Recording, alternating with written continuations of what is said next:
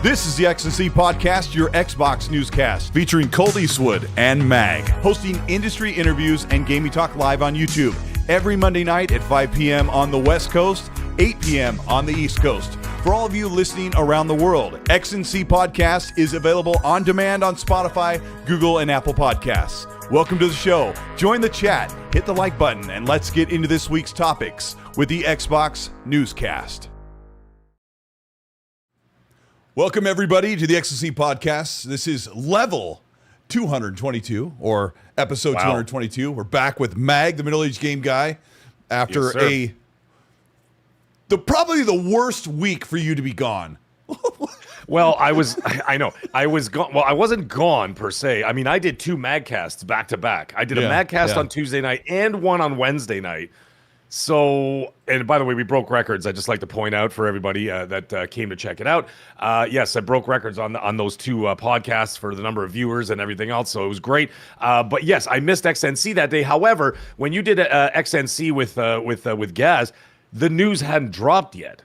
Yeah. So like nothing had actually happened yet, right? So it was kind of funny. No, it was the next morning. Yeah, sorry. The next morning. Yeah. And of course, I had messaged you, I think, on Monday, didn't I? Yeah, you did. You messaged me on Monday. I'm making an adjustment here. Nope, I don't like that. Okay. I messaged you on, I don't know, I can't even think.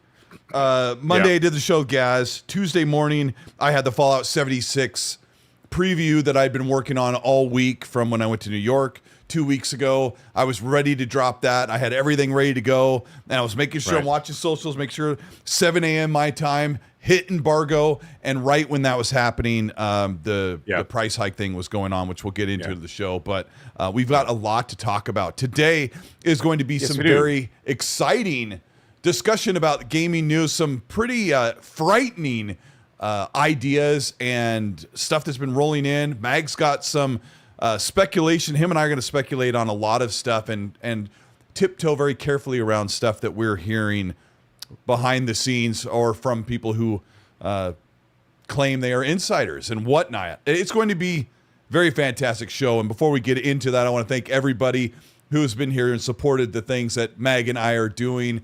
And thank you so much. Yesterday, yesterday was Sunday. Sunday morning, I got up out of bed and went to work and brought that video. Thank you, everybody who supported that and has been really helpful. And I'm really appreciative of everybody. And I'll get into that later in the show. I had a whole big message I didn't know if people would stick around for, and they did.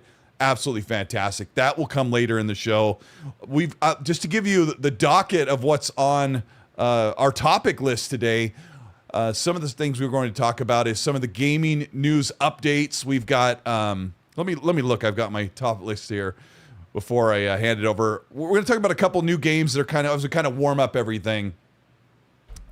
Before we do that, I just want to say I've been playing Dying Light: The Beast with Red Wolf and Dante Moody, two really great friends, and we're having an absolute joy, screaming, yelling, singing, laughing, just having a great time playing that game. And it has basically staved me off from a very busy game schedule with Ghost of Yotei out already and Battlefield 6 next week. I think that Dying Light: The Beast is going to keep me busy for the next 1 to 2 weeks. That's what I've been playing. What about you, Mag? What have you been up to?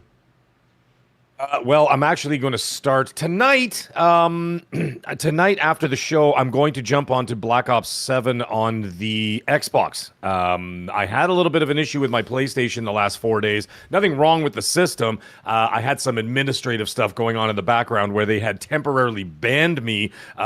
Very big misunderstanding. But either way, we got it worked out. I talked to them, and I'm like, what the hell is going on here? Anyways, they fixed it. I'll be back online on the PSN network tomorrow. But you were like, yes, and well, I thought, like, I'm like, what did I do wrong? But anyway, you know it all got done. worked out. Yeah, you know what you did, Mag. Yeah. It is you who are mistaken about a great many things. I'm pretty sure the Emperor, actually, I think Emperor Palpatine runs the PlayStation Online tech support. But either way, it's going to be worked out by tomorrow. So I didn't get to play anything on that side of the fence, and that's funny enough where I have actually a lot of the multiplayer games because I game share with my wife, right? Yeah. So like I have Borderlands 4 over there. Couldn't play that with the community over the weekend. I also, I'm gonna have Battlefield 6 over there as well. And and then I forgot, and I realized I'm like, wait a minute, there's a Black Ops 7 open beta, but it's on everything now. So I just downloaded it on Xbox today. There was like a 39 gigabyte update. So I did that before the show, so it's all ready to rock. And then I'm going to check it out, man. So I will be doing that. So if anybody is in the chat, wants to go hang out with me for a bit and after the show, and then we'll play a little Black Ops 7. And when I say a little bit, I don't mean you hardcore psychopaths being like, all right, bro, we're playing till 4:30 a.m. No, we're not doing that. I'm going to play for an hour. I'm going to bed like an adult. We're 50 years old over 21 anymore. What's that, brother? So we're 50 years old over here. Yeah. I know, we're 50 years old, man. But you know what's wild to me, actually, speaking of which? So when I do Magcast, I get a lot of people from the UK on the show, right? And they're like, all right, Mag, going to bed. It's 4:18 a.m. I'm like, what? I'm like, how? It's amazing. I mean, I'm so appreciative that they're all there, but it blows my mind that people are up that late. I mean, I'm like, dude, I can't do it. The only time I could do that is if I'm partying very heavily with neighbors and stuff like that. And then we'll look at the clock and go, oh, crap, it's 5:45. Because you lose track of time. But like, I don't mess around. I'm in bed by 1 a.m., 1 to 2 a.m. every single night. Early to bed, the early riser gets the Taco Bell breakfast crunch wrap. And if you sleep in, you miss out on that. I think Mark Twain wrote that, as a matter of fact. It is. If I'm not the mistaken. Early riser is like scrambled egg, cheese, sausage, and a nice hot sauce on a rolled up warm tortilla. Well, it's a great way to start your morning. And fun fact, ladies and gentlemen, Mark Twain was a huge fan of Taco Bell in the 18th century. So that's how long Taco Bell's been around. So here we are.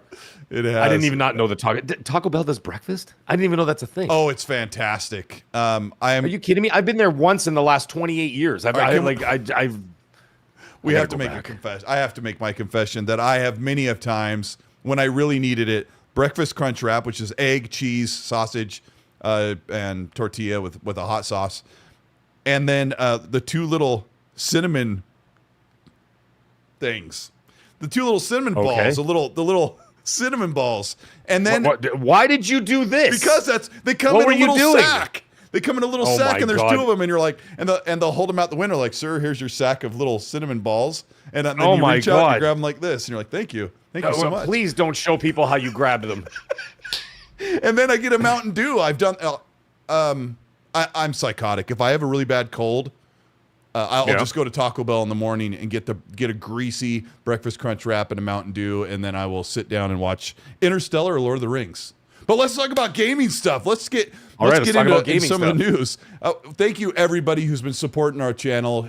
Go to the link at the bottom of the description if you want to subscribe to the Mag Show, his growing, I was going to say burgeoning, that's probably not the right word, bludgeoning channel, his blossoming channel. He's at almost 3,000 subscribers. It's getting there. It's getting there. It's getting there quickly. Like I know, like my last videos, that I was talking about over the weekend. I think my last one I did was on Friday. And I dropped my cooking video this morning. If anybody hasn't checked that out, I did that. I did a new episode of Munching with Mag today, so I did a cooking video, and that was in. I did it Munching with Mag Japan edition, and I did that for two reasons. I did it as a celebration of the Tokyo Game Show, the announcement of Forza Horizon 6 in Japan, and of course the drop this week of the magnificent Ghost of Yotei on PlayStation. So I covered all the bases, man. It was like the Tokyo Game Show, Forza Horizon, and Ghost of Yotei, and I'm like, you know what? There's a lot of Japanese stuff going on right now. Let's honor the Japanese. And so I did an entire show on Japanese cuisine. So I did two dishes there, and it was a lot of fun.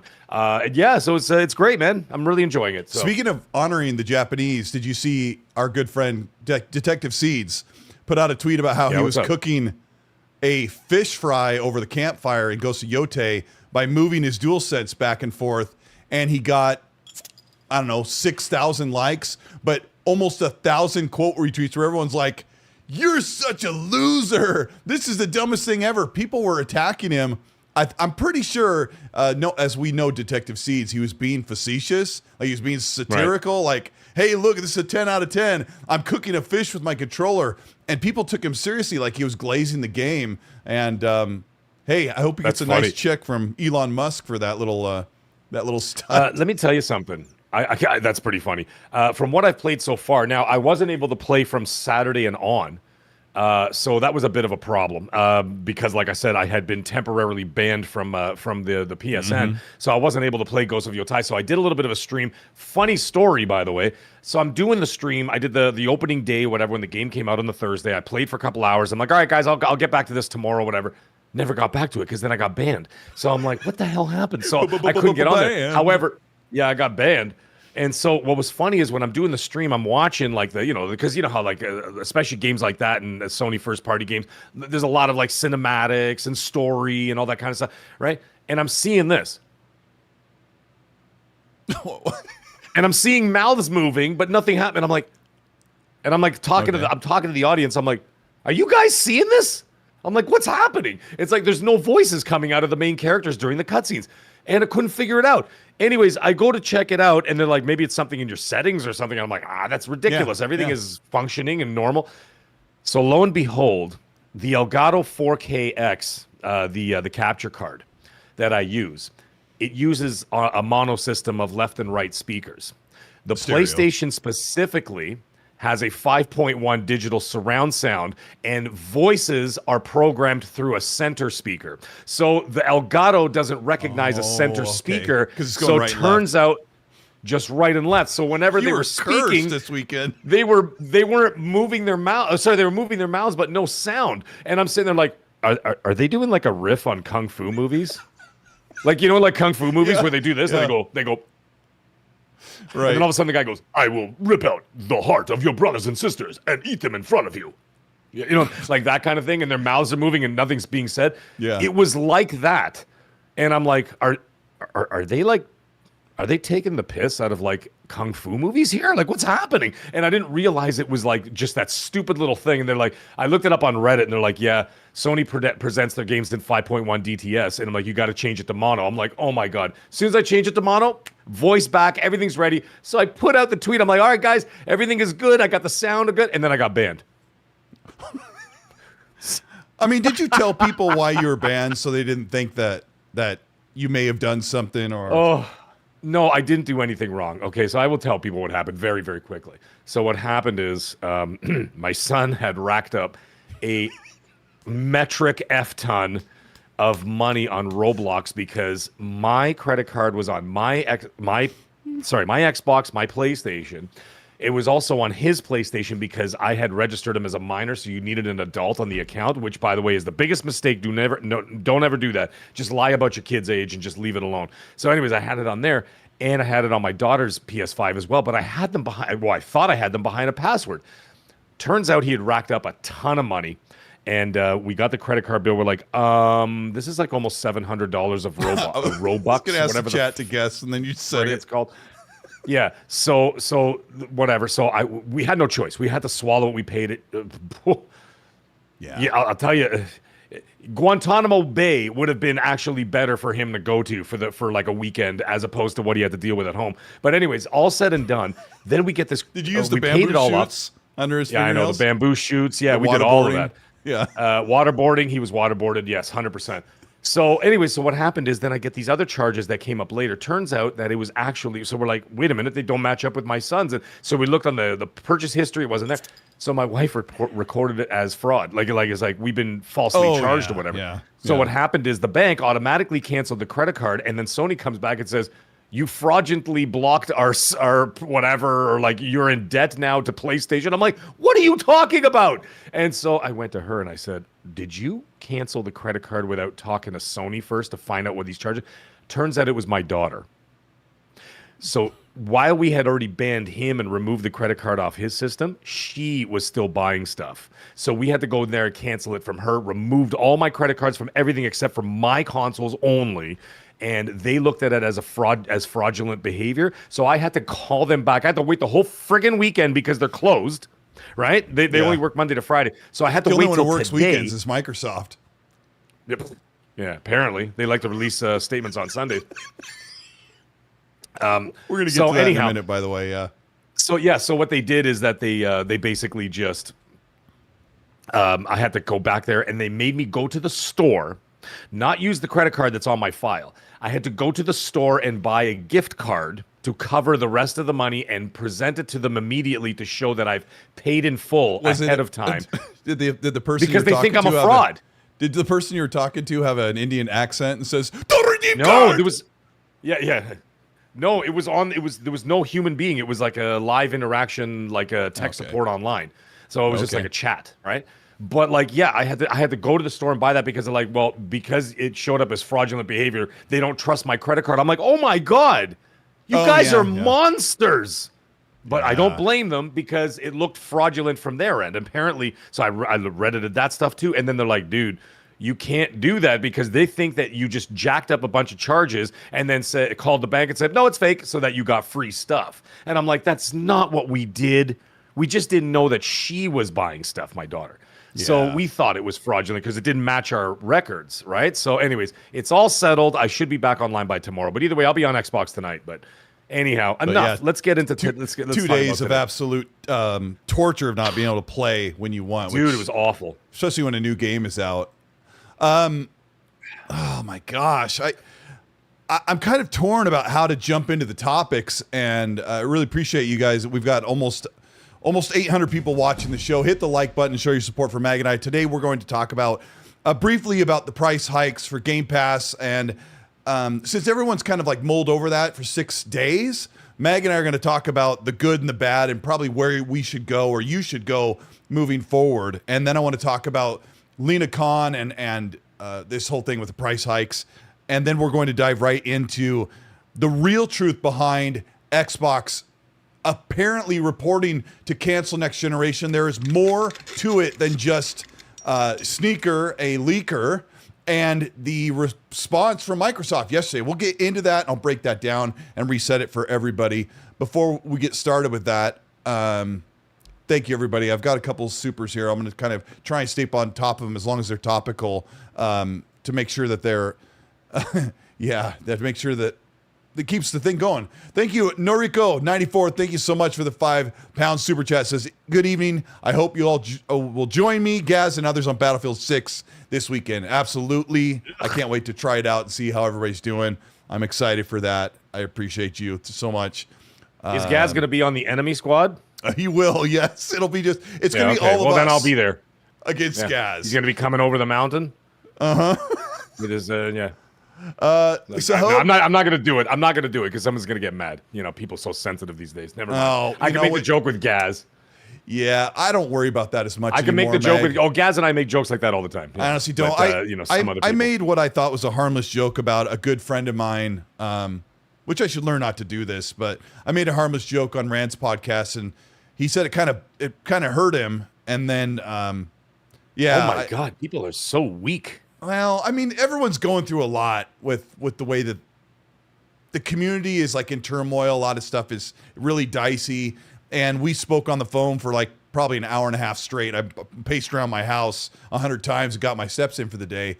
But he's absolutely fantastic person. And I just hope we can all just kind of take a breath and really put a smile on our faces. I'm not going to get this name very well, but it's Sohaib Hassan. Thank you so much for the Canadian $7 super chat. Sorry, that's the best I can do, but I appreciate you. He says, came to Toronto all the way from Ottawa to meet Mag. Brought my PS Portal with me. Seriously, though, hope you have a great evening, gents. Hashtag Xbox dead. All right, well. Sorry, Hassoun. There you go. I found it. Sorry, I found it. Yeah, there you go. Hassoun. Yeah, that's probably cool. Ottawa. Thank you. Scoundrels. Yes, carry on. Scallywags. John Wolf, thank you so much for the $20 super chat. I really appreciate it. Says, cancel my Xbox Game Pass Ultimate. Curious as to where we should go from here. Joe, we're going to... I said John? It's Joe. Joe Wolf. I think that's what I meant to say. Joe, we will talk about where to go from here in just a moment. He says, I feel stabbed in the back. Been on Xbox Live since the launch in 2002. Met many friends on there, and it's really sad to see what's become of all of it. Absolutely. We're not going to dwell on so much of the price hike, right, Mag? I just called you a swear word. You called me a swear word? I called you Gaz. Sorry. You called me Gaz? I did. I said Gaz. Mag. Zocker. Dealer. Whatever your name is. We're going to talk about... You can call me Zocker. I'm a Malacca anyway. Shout out to Zocker. We're going to get into mostly like the last half of the Game Pass stuff because you guys have been talking about it for 6 days. Jimmy Mack, thank you so much for the $5. When is Fortnite Crew coming? November 1st, I think. My daughter's all over the K-pop Demon Hunter stuff, and I didn't know how much Fortnite could be until today. Dude. It's absolutely freaking awesome. It is actually a really good game. Yeah. Yeah, my wife and my daughter, my son went to go see it last night, actually, matter of fact. Because they're showing it in the movie theater as well now, right? They're doing like sing-alongs in the movie theater for like the songs for the K-pop Demon Hunters. So they're doing like you remember like way back in the day when they used to do that for that movie? What the hell is that? Little Shop? No, Little Shop of Horrors. Was it Little Shop of Horrors? No, maybe it was. Maybe they used to do like the sing-alongs and like the movie. It had like Meatloaf was in it and Let's Do Time War, whatever. Do you remember that? Well, I mean, I never did that, but I know they had the sing-alongs at the theater. Rocky Horror Picture Show. Thank you so much. Sorry, I was thinking Little Shop of Horrors. If you were talking about Rocky Horror Picture Sorry, thank Show. You, Daryl. Yeah. Daryl got it. Yeah, so it's the same idea. So, like, they're doing that. Like, they still do it with Rocky Horror Picture Show. Like, they do it every night, like, in the city. They always have, like, a theater that does it. And then everybody gets stoned, and then they all go there, and then they all start singing and dancing and whatever.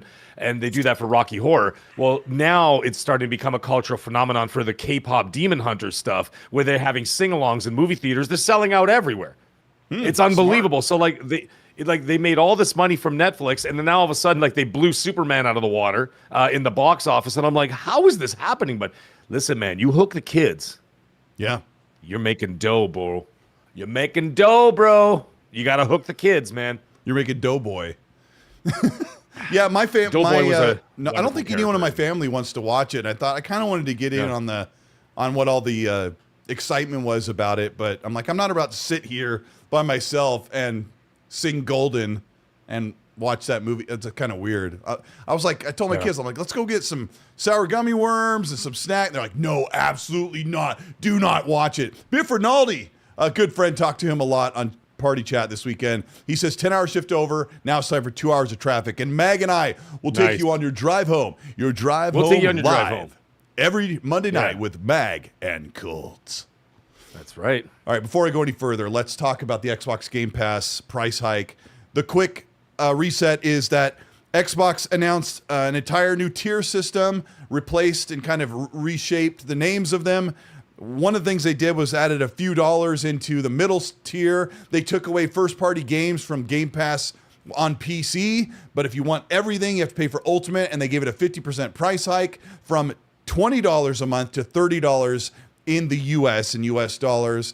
And they didn't just hike the price because they said we're big bad Microsoft and we're Xbox, so we can do whatever we want. They tried to soften the blow by offering more. And in that more is a supposed 50% in brand new day and date games from other partners. So they said they're going to have up to 75 day and date games throughout the year that go in there, including their first party games. And they're including Ubisoft Classics, which is kind of cool because it's got Assassin's Creed, Far Cry, Ghost Recon, all of those great franchises, but you've probably already played them. But if you haven't, it could be of value to you. And then Fortnite Crew, which gives you 1,000 V-Bucks every month, which is an $8, $9 value alone. And then it also unlocks the season content. So that's huge if you play a little bit or a lot of Fortnite. That's pretty big. But the problem that Meg and I are going to get into, and thank you, everybody. We have almost 900 people watching. Hit the like button. Let's talk about the Game Pass stuff. We're in it right now. The problem is that Microsoft continues to say they're sustainable, they're profitable. Sarah Bond was bragging just 2 days before the price hike. Well, we're making $5 billion a year in revenue on Game Pass. It's absolutely fantastic. And they unrolled this, and the price hikes, I think, are egregious, and they should start allowing us to opt into some of these things, but they've taken away the middle tier, which is the most desirable one at $16 a month. Does not include Call of Duty, does not include Outer Worlds 2, Ninja Gaiden 4, Keeper, Doom, Gears E-Day, etc. Okay? That should be a good enough reset for people who have probably already heard the news a million times. But I thought I would ask you, Mag, what's your initial reaction to this, and what do you want to tell the people that about this change? Before I get into any of my thoughts, because they're my thoughts, I got the microphone and you got the microphone. So you're going to hear from us. They may not align with you. They might. Okay. But what I'd like to say, I'd like to preemptively say that whatever anybody in this chat or listens to after, or friends of mine, whatever, you guys do whatever you're going to do. I am never going to criticize you, because the problem is with people. I'm not saying our people, but there's a lot of people out there that when you give your opinion, they think that they're being personally attacked. And I'm like, dude, I'm not talking about you. Yeah. You know what I'm saying? I'm talking about me. So people get so offended. They're like, there's 800 people here and he's talking about me specifically. And I'm like, no, I'm not. I'm talking about me. So let's get that out of the way first. So if you're stacked up until like a star date 3145, when Picard is already flying around the Earth, go ahead. Like, do whatever you want. I would never do that. And the thing is, they're counting on that. I don't like Microsoft. I never have. I like Xbox. I do not like the corporation. I do not like the people who are running it. I do not trust them. I don't trust a single word that comes out of their mouth. I never have. I don't trust Sony. I don't trust Nintendo of America. I trust what I like, and that's good games on places that I can play them. If it's on Xbox, it's on Xbox. At PlayStation, it's on PlayStation. If it's on the Switch once every 4 years, then it's on the Switch. You know what I'm saying? So the point is, now that I'm said all that, this situation I thought was, first of all, these guys are so tone deaf that they did this again. This is what happened when they had the mass layoffs, studio closures, shuttered up games and all that stuff. And Phil came out not 2 days before and started talking about how profitable the Xbox division was, and then fired 18% of the staff. You remember that? Yeah. And then you remember the other time when he took a picture with the studio? You remember that in front of the building? I can't remember which studio it was. And he's standing there in front of the statue or whatever of Rocky Balboa, and there's like all the people around him. And he's like this, smiling. And then they fired all those people. You remember that? Yeah. That happened a year and a half ago when they acquired ABK. And then Sarah Bond comes out less than 24 hours later and says, look at how profitable we are. Oh, and by the way, we're going to jack it 50%. I don't trust any of you, and I don't like what any of you got to say. And I don't mean you like the people listening. You guys are awesome. I'm talking about executives. Except for that one guy right there. What one guy right there? We're not executives. No, you can see him. No, I can still see you. Anyway, go ahead. He's trying to hide. Anyways, when this news came out, I wasn't surprised. I called you Monday, and I told you before I went to the concert, I'm like, listen, dude, something's going on. I talked to somebody who's a major Microsoft investor. I might as well tell you guys this now, too. And this can be corroborated by Colt. It wasn't me just saying, well, I knew about it. I didn't know exactly what it was. Hold on. Yes, of course. Go ahead. Hold on. There's some stuff that Mag and I are going to talk about throughout this show. Sure. Because, and you don't have to believe some of the stuff that I'm going to tell you some things that I've heard, and then we're going to give some speculative stuff and then some opinion. Sure. We'll sprinkle that in there. But some stuff that Mag is about to talk about, he has called me several times this past week. Okay? So I'm going to give you this preface because sometimes Mag says stuff and I'm like, I don't know. I haven't heard anything like that. So I'm just going to hear him out, right? But Mag has literally told me about impending something. We don't know yet. And then it drops on Reddit. Like where Reddit leaks and rumors is where stuff usually starts to surface first. Sure. And some of the stuff, Mag, that you said when you called me, like something's going down, was days before Reddit and NeoGAF. It was 2 days before it happened. Yeah. Yeah. So I'm sorry. That's Go right. ahead. I want to just. No, it's all good. So I called Colt on Monday and I said, listen, dude, I spoke to a major Microsoft investor. I have told everybody a million times, I am not an insider. I just happen to rub elbows with people who are deeply tied into the business. And of course, I know a lot of people who work there in the different studios and whatever else. But either way, I'm not what's his name? I'm not like Tom Henderson. I don't work for Insider Gaming. I don't even need that kind of clout. When I hear something, I'll be like, listen, man, either believe it or not, but this is what I'm hearing about this, that, and the other. And so anyways, whatever. The point is, I called Colt 2 days before it happened, and I'm like, dude, I just spoke to a major Microsoft investor. He told me that there's big news coming in the next few days. He said, be prepared for it. I asked him what it was, and like a douche canoe, because I know he's listening, he wouldn't tell me. And he's like, I can't tell you. So I'm like, okay, all right. So you can't tell me. I figured it has something to do with the sensitivity of the subject or whatever. I didn't know what it was. So I called Colt on Monday. I'm like, listen, dude, I know this sounds like George W. Bush after, like, you know, whatever. He's like, we don't know when. We don't know how. But Al-Qaeda is coming. You know what I mean? Like, it's just like those scary warnings. So I called Colt and I was like, I don't know when. And I don't know how.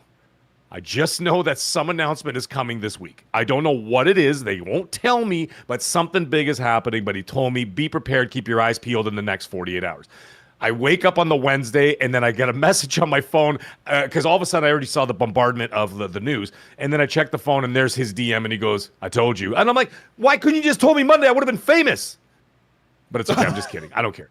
I just finished saying I don't need the cloud. I was just being silly.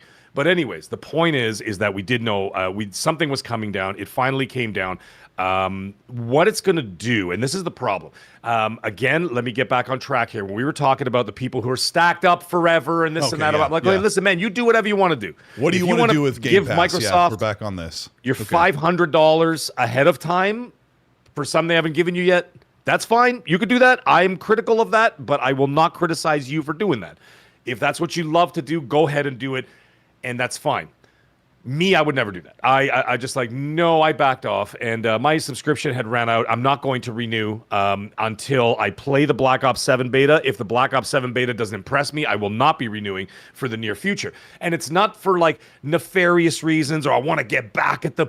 It's just after this little window here where I've got, by the way, Xbox had a fantastic year on Game Pass. Fantastic Absolutely game on fantastic. I played great. I played fantastic games in there. Actually, funny enough, I said it on Madcast. My favorite Xbox game so far this year was actually South of Midnight. Believe it or not. Wow. I liked it. I liked it more than Doom, to be quite honest. Doom: The Dark Ages, I gave it like a 7.5. I think what's it called? South of Midnight, I actually gave it like an 8.5. I enjoyed it more. But anyways, that's not the point. The point is that now it's gotten to a situation where you are pricing the regular people out. There you go. And what I mean by that is that I'm not talking about the 5%. See, there used to be a 25% hardcore. Then it went down to 20% hardcore. Now it's down to 15% hardcore. So you might have like the 5% who's going to be like, doesn't matter what, they could charge $40. I'll always be there. Or I'm stacked from here to until, the Lord comes back and starts judging the living and the dead. But you still got Game Pass. Yeah, like Jesus comes down and goes, you still stacked on Game Pass, bro? Yeah, and he's like, yeah, man, I had it till like the heavens fell. Jesus comes down and goes, Xbox is still around? Yeah. He comes down. He's on a surfboard. Yeah. He's the Silver Surfer. So anyhow, and he says, "You shall not pass." Oh my goodness. Okay, so what's happened now is that you're pricing the regular people out. And what I mean by that, again, is because you've got the regular people who may buy anywhere between 2 and 6 games a year. I believe the average is 4, is it not? I think that's what they came up with. They did some study about it a little while ago, and the average gamer buys between 2 and 6 games a year with an average of 4. So if you buy those 4 games, let's say, or whatever, are you going to continue to pay another American dollars, $360 a year on top of that for something that you may or may not use on a regular basis? If Xbox is the only thing you're using, Game Pass, the only thing you're using, that's a hell of a deal. Then for you, it's the best deal in gaming. Because if you're not trying to buy every brand new game that everyone's talking about, like if you're satiated, sure, I guess. So that's what I'm kind of get at. So like if you're just gaming on Game Pass and you have access to all those games or whatever and everything else comes out, you're going to be playing indie games and first party games and whatever games, third party stuff. That's great. And so when you look at that stuff, you're like, all right, then that really is the best deal in gaming for you. However, and this is what I was talking about with Everborn Saga. Shout out to Everborn Saga. We were having a little chitty chat behind the scenes, and he's like, "Oh, we were, he had his thoughts, I had my thoughts." And I said to him, I said, there is something to be said though.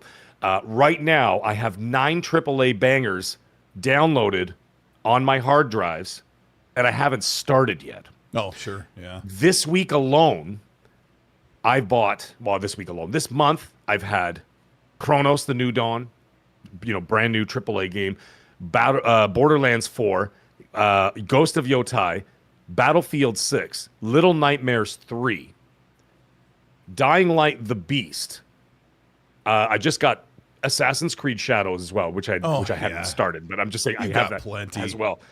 So, and that doesn't include the 9 that I already have downloaded. Those are just the new ones, 7. So I said to him, I said, okay, so if I got all those games now, like the third-party games, whatever else, what time am I giving Game Pass? You have to be gaming like 10 hours a day to really be able to get that focus out. Why am I paying an extra $30 for? I don't have time to get to all that stuff. Or if I'm a casual gamer and all I'm doing is playing Fortnite and Call of Duty and let's say Madden or college football or what used to be called FIFA or whatever else, those people are playing those games and maybe just 1 or 2 games on top of that. They're not looking for that all-you-can-eat buffet kind of thing. So there were a lot of people that obviously weren't into the service to begin with, hence the fact that they have, their numbers have sort of been, from what we last heard, were somewhere around 30 million or so. So now when I'm looking at that situation, you're driving at $30 US. It's $38.62 in Canada, by the way. So it's almost $40 a month in Canada. Yeah, I want to speak on $38.62. I want to speak on the price thing because I don't fully feel like the price was so far out astronomically that it would destroy people's bank accounts. But it's an extra $10 every single month, and then many people like me, I have 2 kids. I have 3 kids, 2 that would need Game Pass to play the game. So I have to buy 2 other Game Pass things. My son really wants to keep Ultimate because he plays, it's like not everybody's the same. And I am definitely not one of those people. I'm very frugal and cheap where I'm like, someone's like, it's just 33 cents a day. It's just an extra $10. I hear a lot of that. And I hear a lot of people saying, you're not paying. Yeah, and there's a lot of people assuming you're not playing anything else. And I'm like, if you're only playing Game Pass.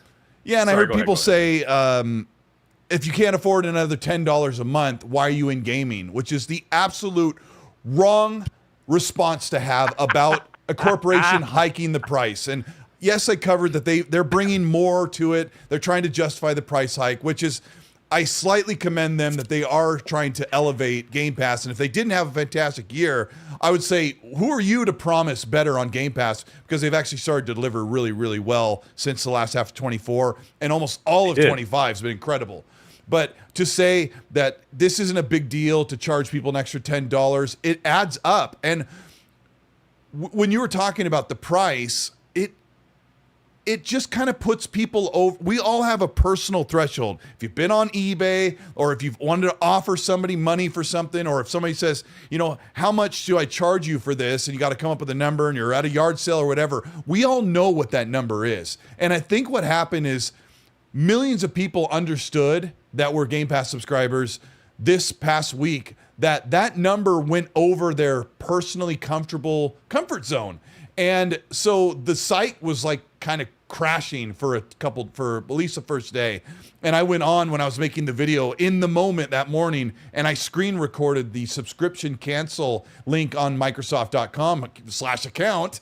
And it was like unresponsive because there were people in mass. Now, Randall Thor and I, great YouTuber that does podcasts with Jez Corden, we did a quick... let's not be too nice, but we do like Rand. Rand and I did some rough math. Like, Mag, you said there's about 30 million Game Pass subscribers. And he said, well, let's take an average of everybody who's on the lowest tier to the highest tier. Let's average that down to $12. And I think that's a pretty reasonable number. $12 times 30 million. What happens if 10 million people leave Game Pass? It's not 10. It's probably maybe 2 million.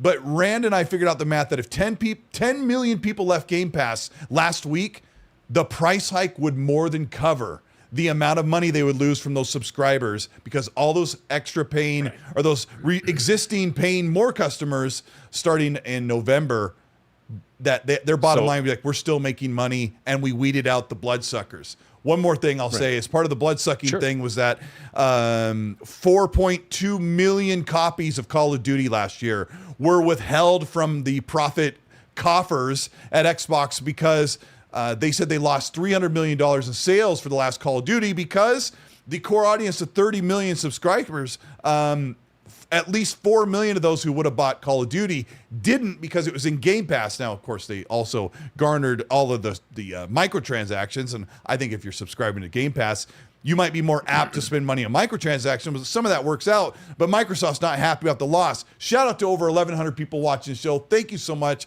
Meg and I have so much to talk about, so we will be talking like the Micro Machines, man. And if you are super old like us, you know who I'm talking about. We've got a lot to cover.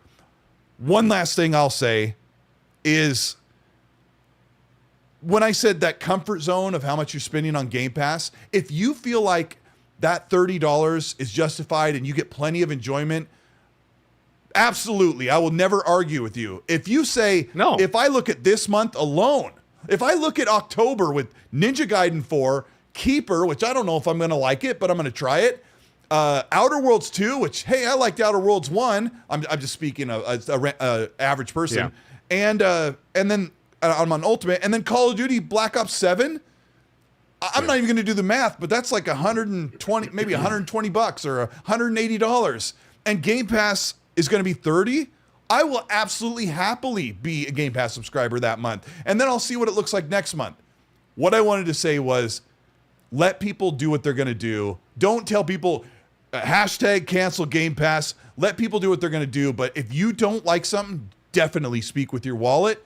But I think the time has come, even with all the promises they've made about Game Pass, that you need to stop treating Game Pass like it's fix it and forget it, like Ron Popeil's rotisserie, right? And I've done it for 8 years, since 2017 or 2018.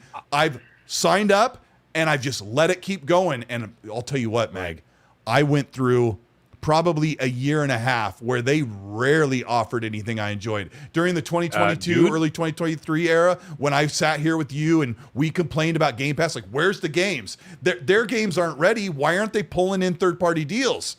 Okay, right. Sorry, I'm really going off. No.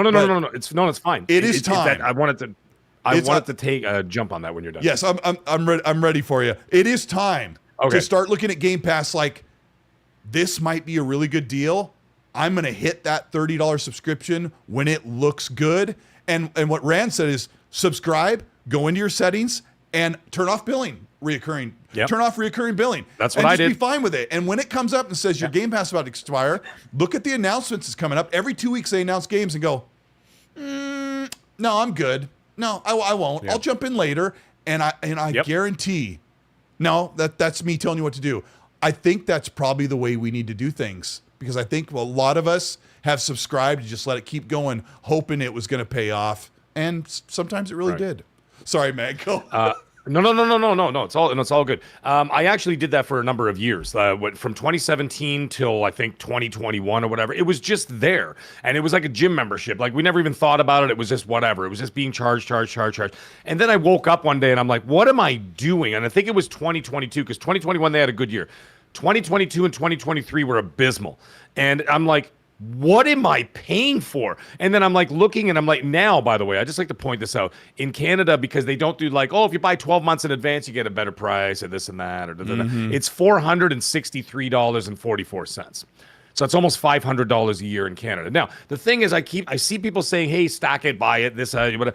But we're not talking about us. You're talking about the 85 to 90% regular people out there. They don't know to go hunting on CD keys. They don't even know what the hell CD keys is or whatever the sites you guys got in the US.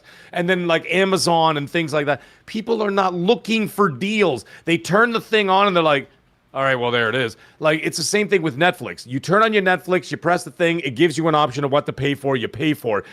These regular people don't have time to go farting around, hunting around for deals and all that stuff, so they're not going to see that. The only thing they're going to see is $38.62 a month up here.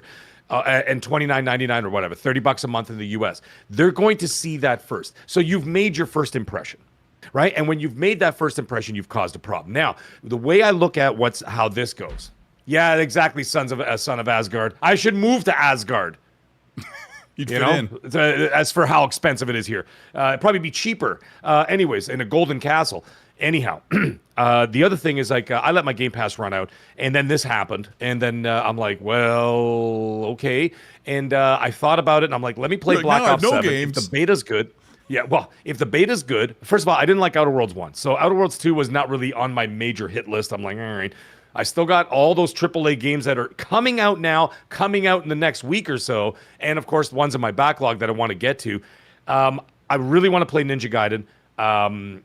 And then, like I said, if Black Ops 7 is good, then what I'll do is exactly what you were saying.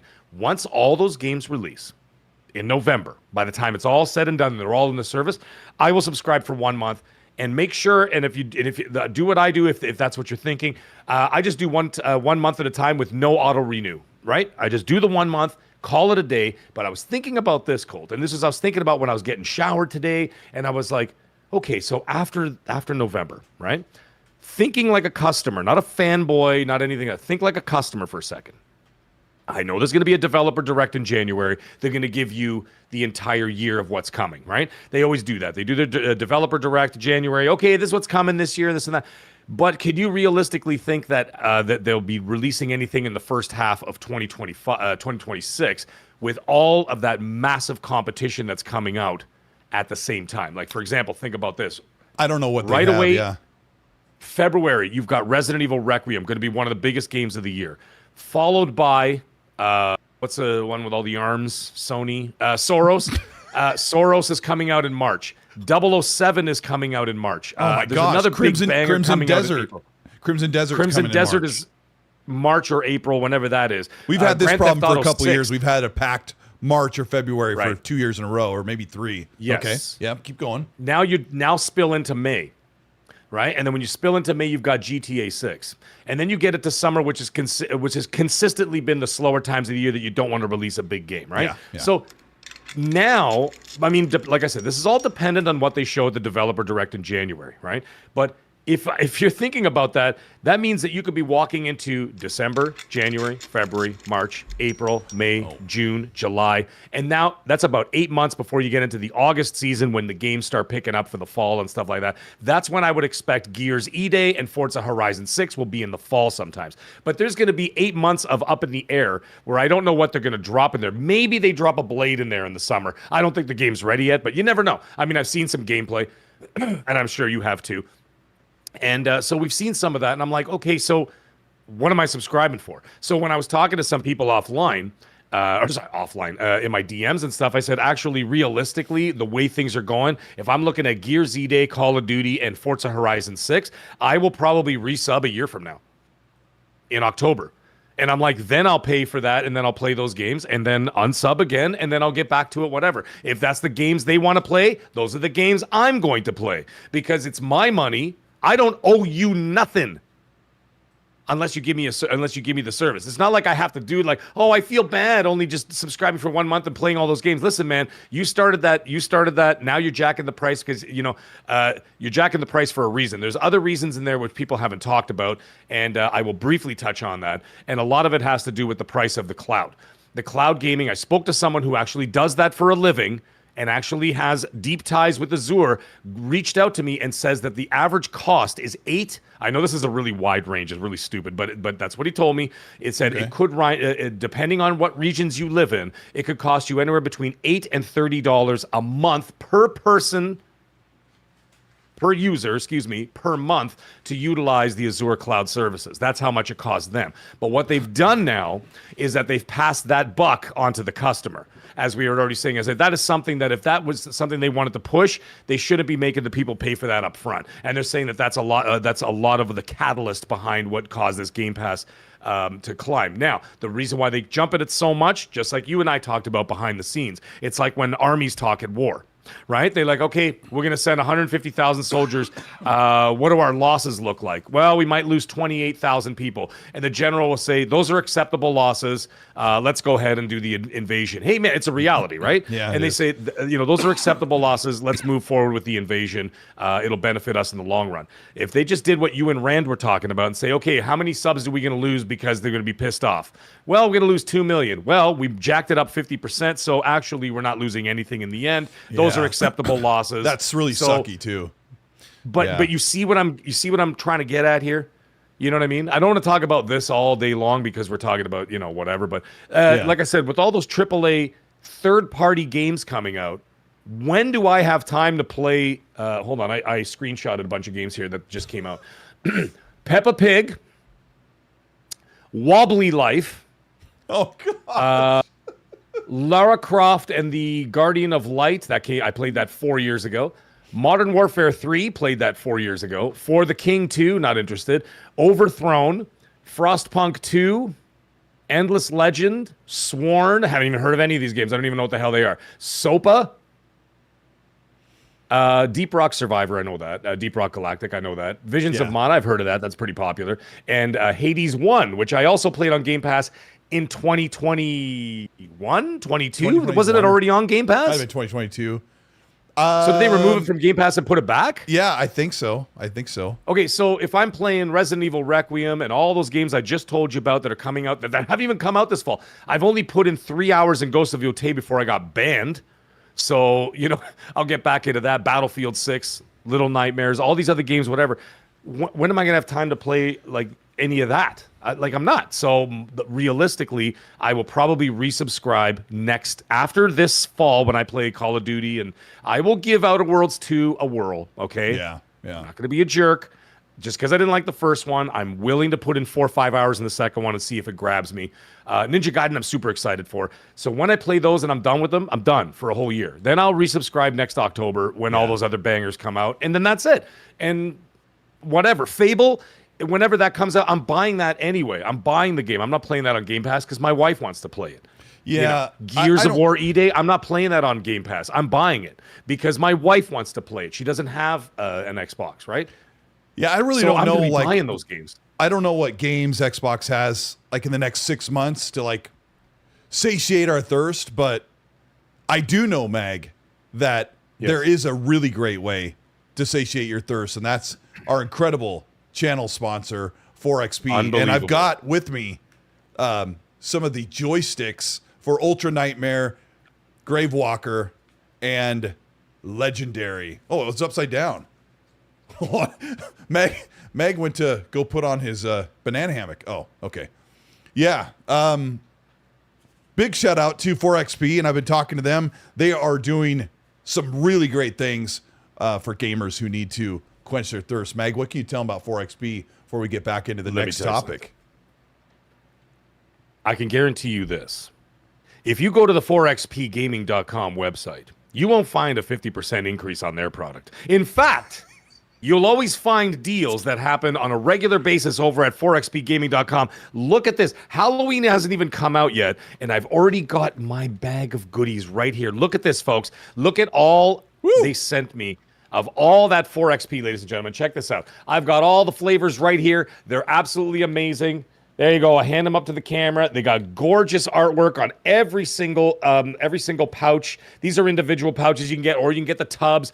They've got everything at 4xpgaming.com. And let me tell you something. They're not going to shock you. They're not going to stick you, shock you. They're not going to say, hey, you know what?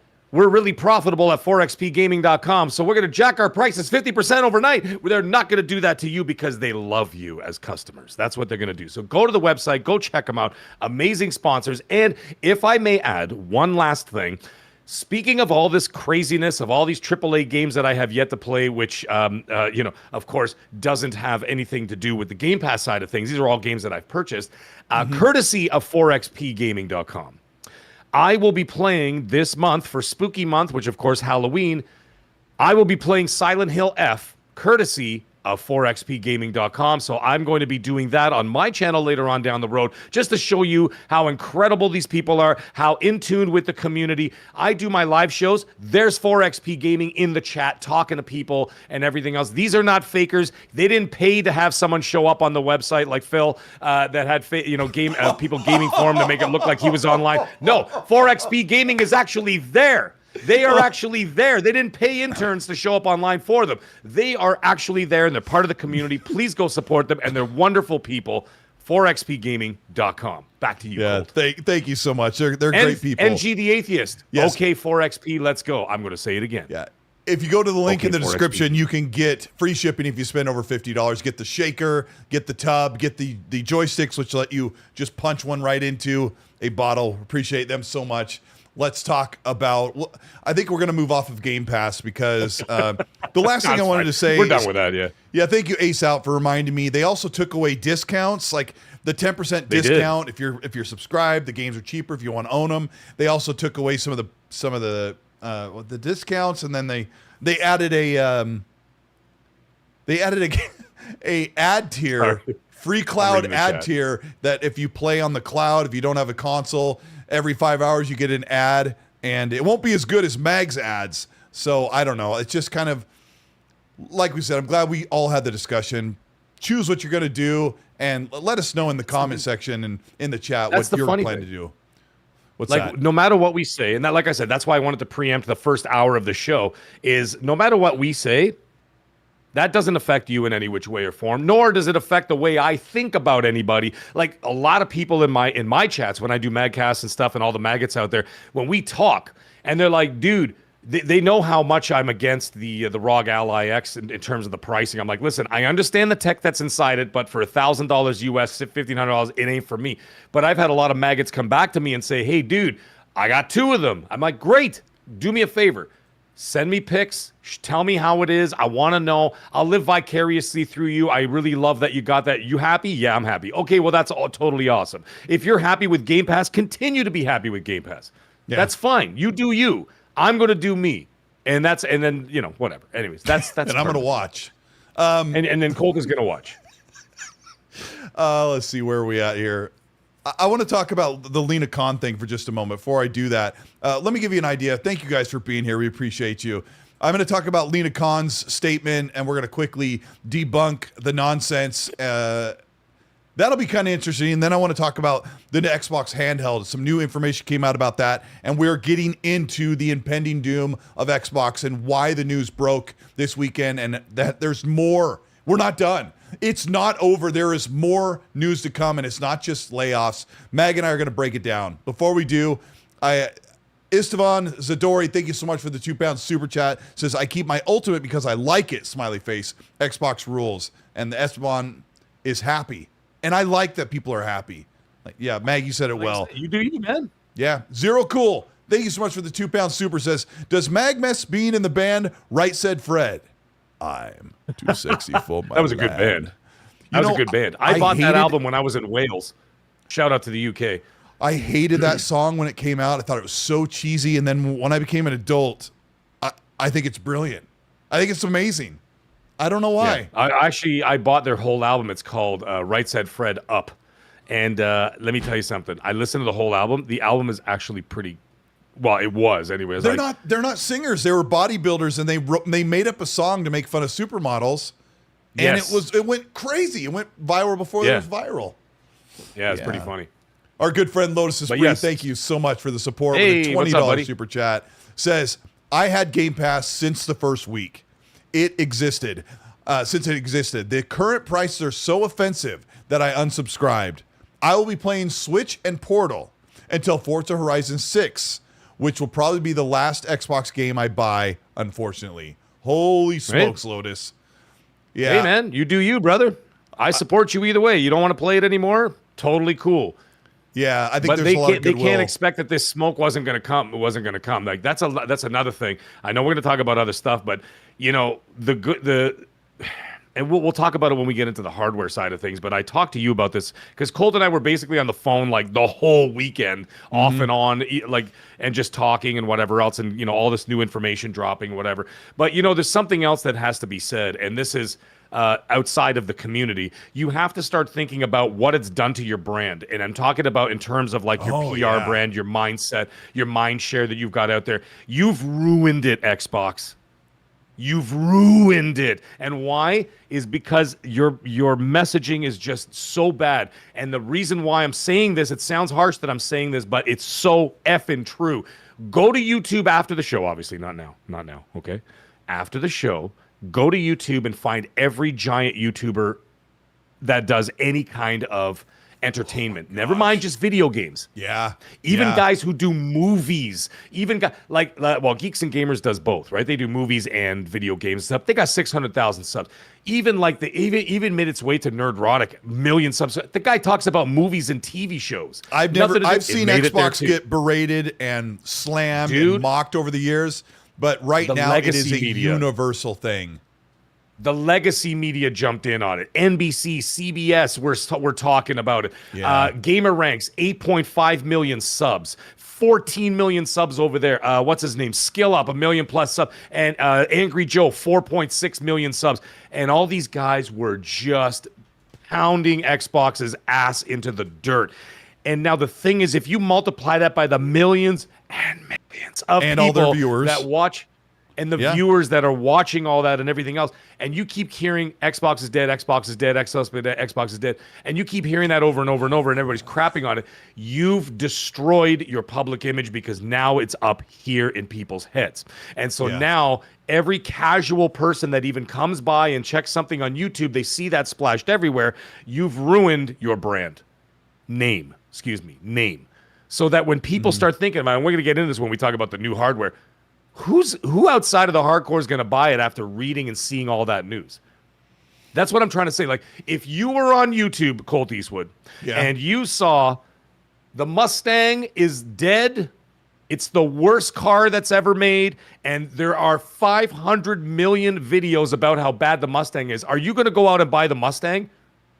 You make a really good Probably point. not, right? I watch a lot of car stuff, but I haven't followed what Mustang's been doing. And if I saw that, I absolutely would be like, yeah, I probably wouldn't get a Mustang. You hear stuff like that all the time. I won't say a brand name, but there's a couple brand names where I see a lot of videos where like, do not buy this brand. They're not reliable. Literally saying like, you see like the headlines, Gamer Ranks. I can't remember the exact quote. I think some of it is Xbox sensationalism, but do not. But it doesn't matter. People read what they see. That a lot of people just see headlines and don't actually watch videos. I mean, have you seen people react on social media to a headline, but they don't actually read the article? They just see the headline and then freak the F out about what the headline says. And I'm like, did you actually read the article? But people don't. I got that on my last video. The sensation. They're like, Colt's already been debunked. Yeah, and I'm like, did you watch the video? Watch the video, get the whole idea, right? And Delbert is already like, I'd rather buy a Camaro anyways. But you know what I mean. I'm just making an example of something that's just a thing. Yeah, and no, this isn't a doom and gloom thing. Meg and I have a lot to cover because there's a lot of debunking. There's a lot of reasonable, logical discussion that's going on, especially if you were here for the early part of Game Pass. It's really not as cut and dry as everyone thinks. And I'm definitely not going to sit in damage control for the corporation who has... this next super chat says it all. What does it say? DC Gaming, thank you so much for the $10 super. Says, Cole, are you ready now to say Game Pass is not sustainable at their current subscriber count and would only be sustainable if they hit their targeted growth number of an expected 50 million? I don't know. I guess a lot of people are jumping on it really isn't sustainable because they hiked the price. And I guess that sort of makes sense. But when Sarah Bond's bragging about $5 billion in revenue and that they've said multiple times that they're making a profit, I think what it really comes down to is that Satya Nadella, Amy Hood, and Microsoft, it's not enough. It is absolutely not enough. They want to see way more profit than they have right now. And they're making a profit, but it's not enough. And so maybe that does make it a bit unsustainable, especially for Microsoft. But as a business, like I've always said, they got the console, the games, the microtransactions, Game Pass, the controllers, and all this stuff. They put it into a pot, and Game Pass, helps make everything work. And they've had pretty good numbers. But apparently we'll see what happens when the next quarter results come out, because it's been even bigger since then. But yeah, DC Gaming, maybe I am about ready to say it's profitable, but is it sustainable at its current subscriber count? It'll be interesting to see how many people actually leave. Eagles fan 76. Thank you so much for the $2 super chat. Says, I have stacked Game Pass up to 3 years on discounts. So you're good, and you'll be good. Let's see. Grandpa's Barbecue Game Cat, thank you for the Australian 5, says, I play more lifestyle games like strategy, RPG, etc. Hence Game Pass canceled, and hence Game Pass canceled and buy the games is a cheaper option for me. Obviously different for others. Yeah. That's how I feel too. Like, funny, I'm going to piggyback off that real quick. If I buy 2 Xbox games next year, right? I will be buying Forza Horizon and I will buy Gears E-Day. If they don't have anything else like that, or the 2 more big games that I want out of the entire year, first party games I'm talking about, whatever. And if they're just like, okay, well, I could do without, or I could wait on those, whatever, I won't even subscribe at all. I'd probably just buy the games. You could, and those 2 games. I just buy the game and own it, and then that's it. And Gears E-Day, you know what I mean? And what was the other one you said? Forza Horizon. Forza Horizon. That's half of the Game Pass yearly subscription price, right?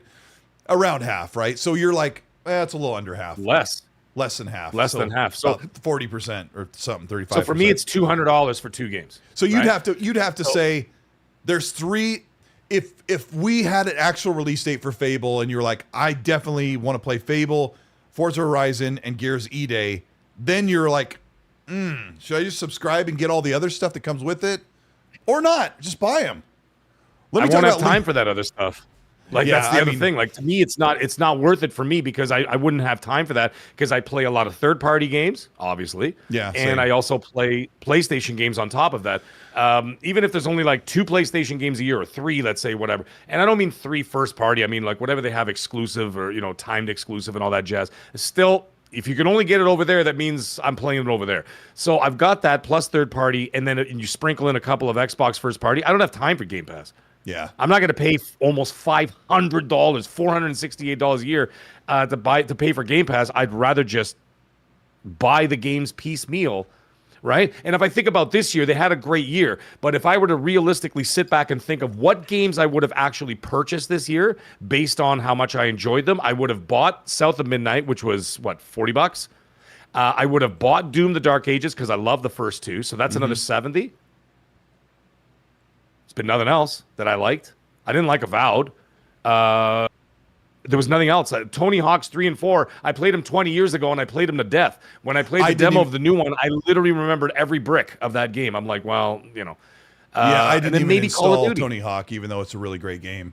And yes, Preston. No, they're I love fantastic Avowed, games, yeah. but I know you loved Avowed. I didn't. I liked Doom: The Dark Ages. I liked South of Midnight more. I enjoyed that more than Doom. But like, there's 2 games right there, and maybe Call of Duty. At that point, is that worth $500? Almost $500 to me? No. Like, so for me, I would look at that and say, you know what? I'll just buy them.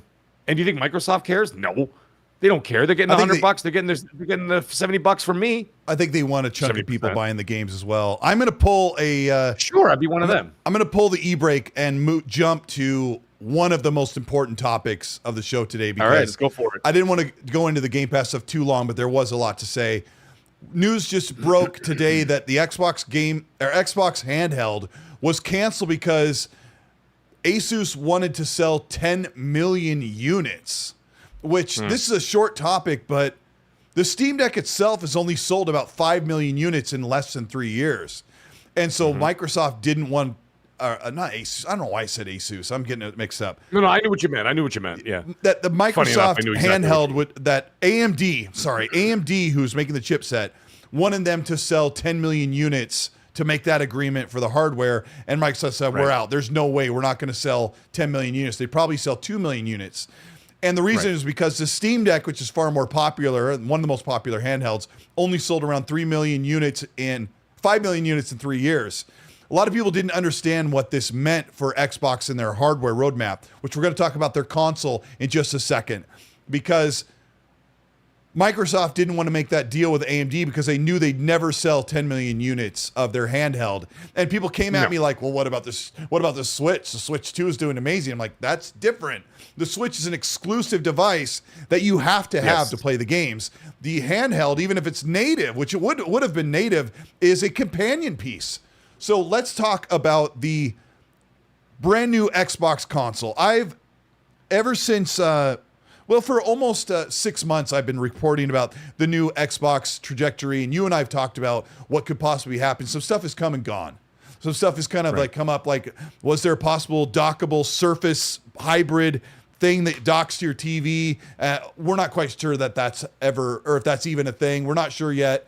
I talked to somebody about this possible I'm just shoehorning this in right now, Mag. I talked to someone very reliable about, is there actually a Surface style Xbox console PC hybrid that you can hold in your hands and dock onto your huge TV and play like a real console? And they said they have patents for all kinds of stuff. So don't count that out until we don't hear about it someday or it doesn't happen. But we're going to talk about the console stuff because, holy cow. Just to jump into this, Mag, there's so much. Sneaker SO, a very trusted leaker, the one who brought up in early 2023 or end of 2023, that Xbox was going to go third party with PlayStation, ended up being completely correct, even with Phil coming out 2 months later and saying it's just 4 games. And then 9 months later, a bunch of our games are going to PlayStation. So that hasn't happened in its entirety, but it's a big deal right now. And Sneaker SO does get quite a bit of credit for saying that they were going to start putting games on PlayStation. Love how I got no credit, but cool. Yeah. Meg had also talked about this. I had heard December of 23, for Christ's sake. December. I'm playing Avatar, the brand new Avatar game from Ubisoft, and I heard it was coming. Xbox Era broke it before Mag did. It was a whole thing. It was a big mess, and you know what? Xbox Era took a ton of heat, so whoever was going to break that, thank your lucky stars that you weren't the one, because they got massive heat and kind of a black eye for it. I got death threats. Yeah. I got death threats. And I'm like, it's coming. Before I said, Mag made a joke about 10 minutes ago. Sneaker got the credit. I got the death threats. That was a perfect trade-off. Thanks. Oh, I'm sure he's getting plenty of things right now. I'm just kidding. I'm sure he's getting. Yeah. No. Hold on. We're going to talk about his statements after, though, because his statements were twisted and not true. So we will get into that later. Okay. I'll throw this one in because I'll miss it if I don't. Sneaker SO has ties to somebody that works at Xbox. He must have a best friend that works at Xbox or Microsoft, and it tells him a lot of things. And one of the things I want to get out of the way, which is kind of a fun one, is that Phil Spencer was hired for the sole purpose to be a grassroots, glad-handing, hand-shaking, dog and pony show connection to the gaming fans and get, content creators and some media journalists riled up and get them behind the Xbox brand because they couldn't do it on their own. And he, which is asinine in itself, but he also claims that Phil Spencer, Mag made this joke about 20 minutes ago, that Phil Spencer hires interns to play on his account so it looks like he's a gamer. All right, now this is going to be super embarrassing that I'm going to say this, but I have to do it because it has to be done. I've talked to my friend who's played hundreds of hours with Phil in Destiny and other games, Call of Duty, PUBG, you name it. But I myself, are you ready for this? It's going to sound embarrassing, but Phil is a really, really fun guy to talk to. And we don't talk business when we're in party chat. I have played, I've sat with him, played Vampire Survivors for a few hours. I played Grounded with Phil. And now what Phil does is he plays with his coworkers. Like there's a guy, I won't say names, but there's a guy and this girl and a couple other people that I've played with. They all join in together and they've invited me a couple times. I played Grounded with them. I played Forza Horizon 5 with them for like 2 or 3 nights when the game first came out. I played Tetris Effect with him and Tim Dog. I've played, I don't know. I played a bunch of games with Phil. And it's, I don't even know why to defend this, but Phil, there's a lot of things Phil doesn't do well. Like he speaks about things like, I just played Everwild, it looks great, even though he should have known that they were going to crap can it. But he loves gaming. He grew up on gaming in his late 20s, and he plays games all the time. And Sneaker's trying to throw this FUD out, and of course all the PlayStation fans are running, but yeah, I knew he didn't play games. No, it's you guys that don't play the games. I've seen the receipts. I've seen the guys who podcast for 5 hours a day, almost every single day, and they've got 1 to 2 trophies on every single game they play, and they're Audi 5000. They're not playing games. I don't play a lot of games. I probably play 20 to 30 hours a week when I should be doing other things. But yeah, Phil plays games. Let's talk about the hardware before I lose Mag. Ace House is Tim too. Tim Dog, my good friend. Tim Dog's awesome. All right, let me talk about this thing. Sneaker SO, I already recorded a video on this, so I guess it's already scripted in my brain. Sneaker SO said that he'd been talking to someone that works at Microsoft and Xbox and said that everything's a mess. There's a bunch of problems with the Game Pass profitability. There are layoffs coming in early 2026. And his buddy told him, I don't even know what's going on anymore. The hardware's up in the air. And that was taken on Saturday and Sunday, just a couple of days ago. If you're watching this, we recorded this Monday night. That was taken on Saturday and Sunday that, oh my gosh, Xbox, they back out of everything. They're not going to make their next generation console. I wrote a video that night at around 9 o'clock, 10 o'clock at night. I wrote most of the video, woke up in the morning. Jez Corden had a great article saying, here's why it could, here's why it couldn't. I added that into my his quotes into my video.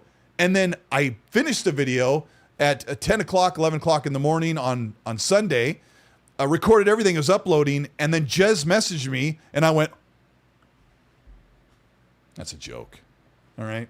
Jez messaged me and said, yo, there's more, and he had that actual quote. The quote was that we are moving forward with our next generation plans. You want to know more? Look at our agreement with AMD. So this is where it's at, and you have to understand, even myself, I was so convinced that Xbox was going to back out of the console generation because they've had a hard time keeping their promises. They say things early in July of 2025. There's lots of time. Yeah. I don't trust them.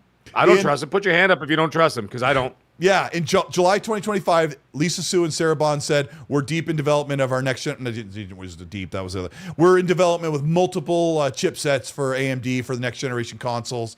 I was told directly, we are making our first party console first. There's rumors about an OEM thing. This statement comes out, and I'm like, it's super weird that on a Sunday at, I would say, 11 o'clock Pacific, which is where Microsoft is on the West Coast, around 11 o'clock West Coast time, someone at Microsoft said, this is really going to damage us.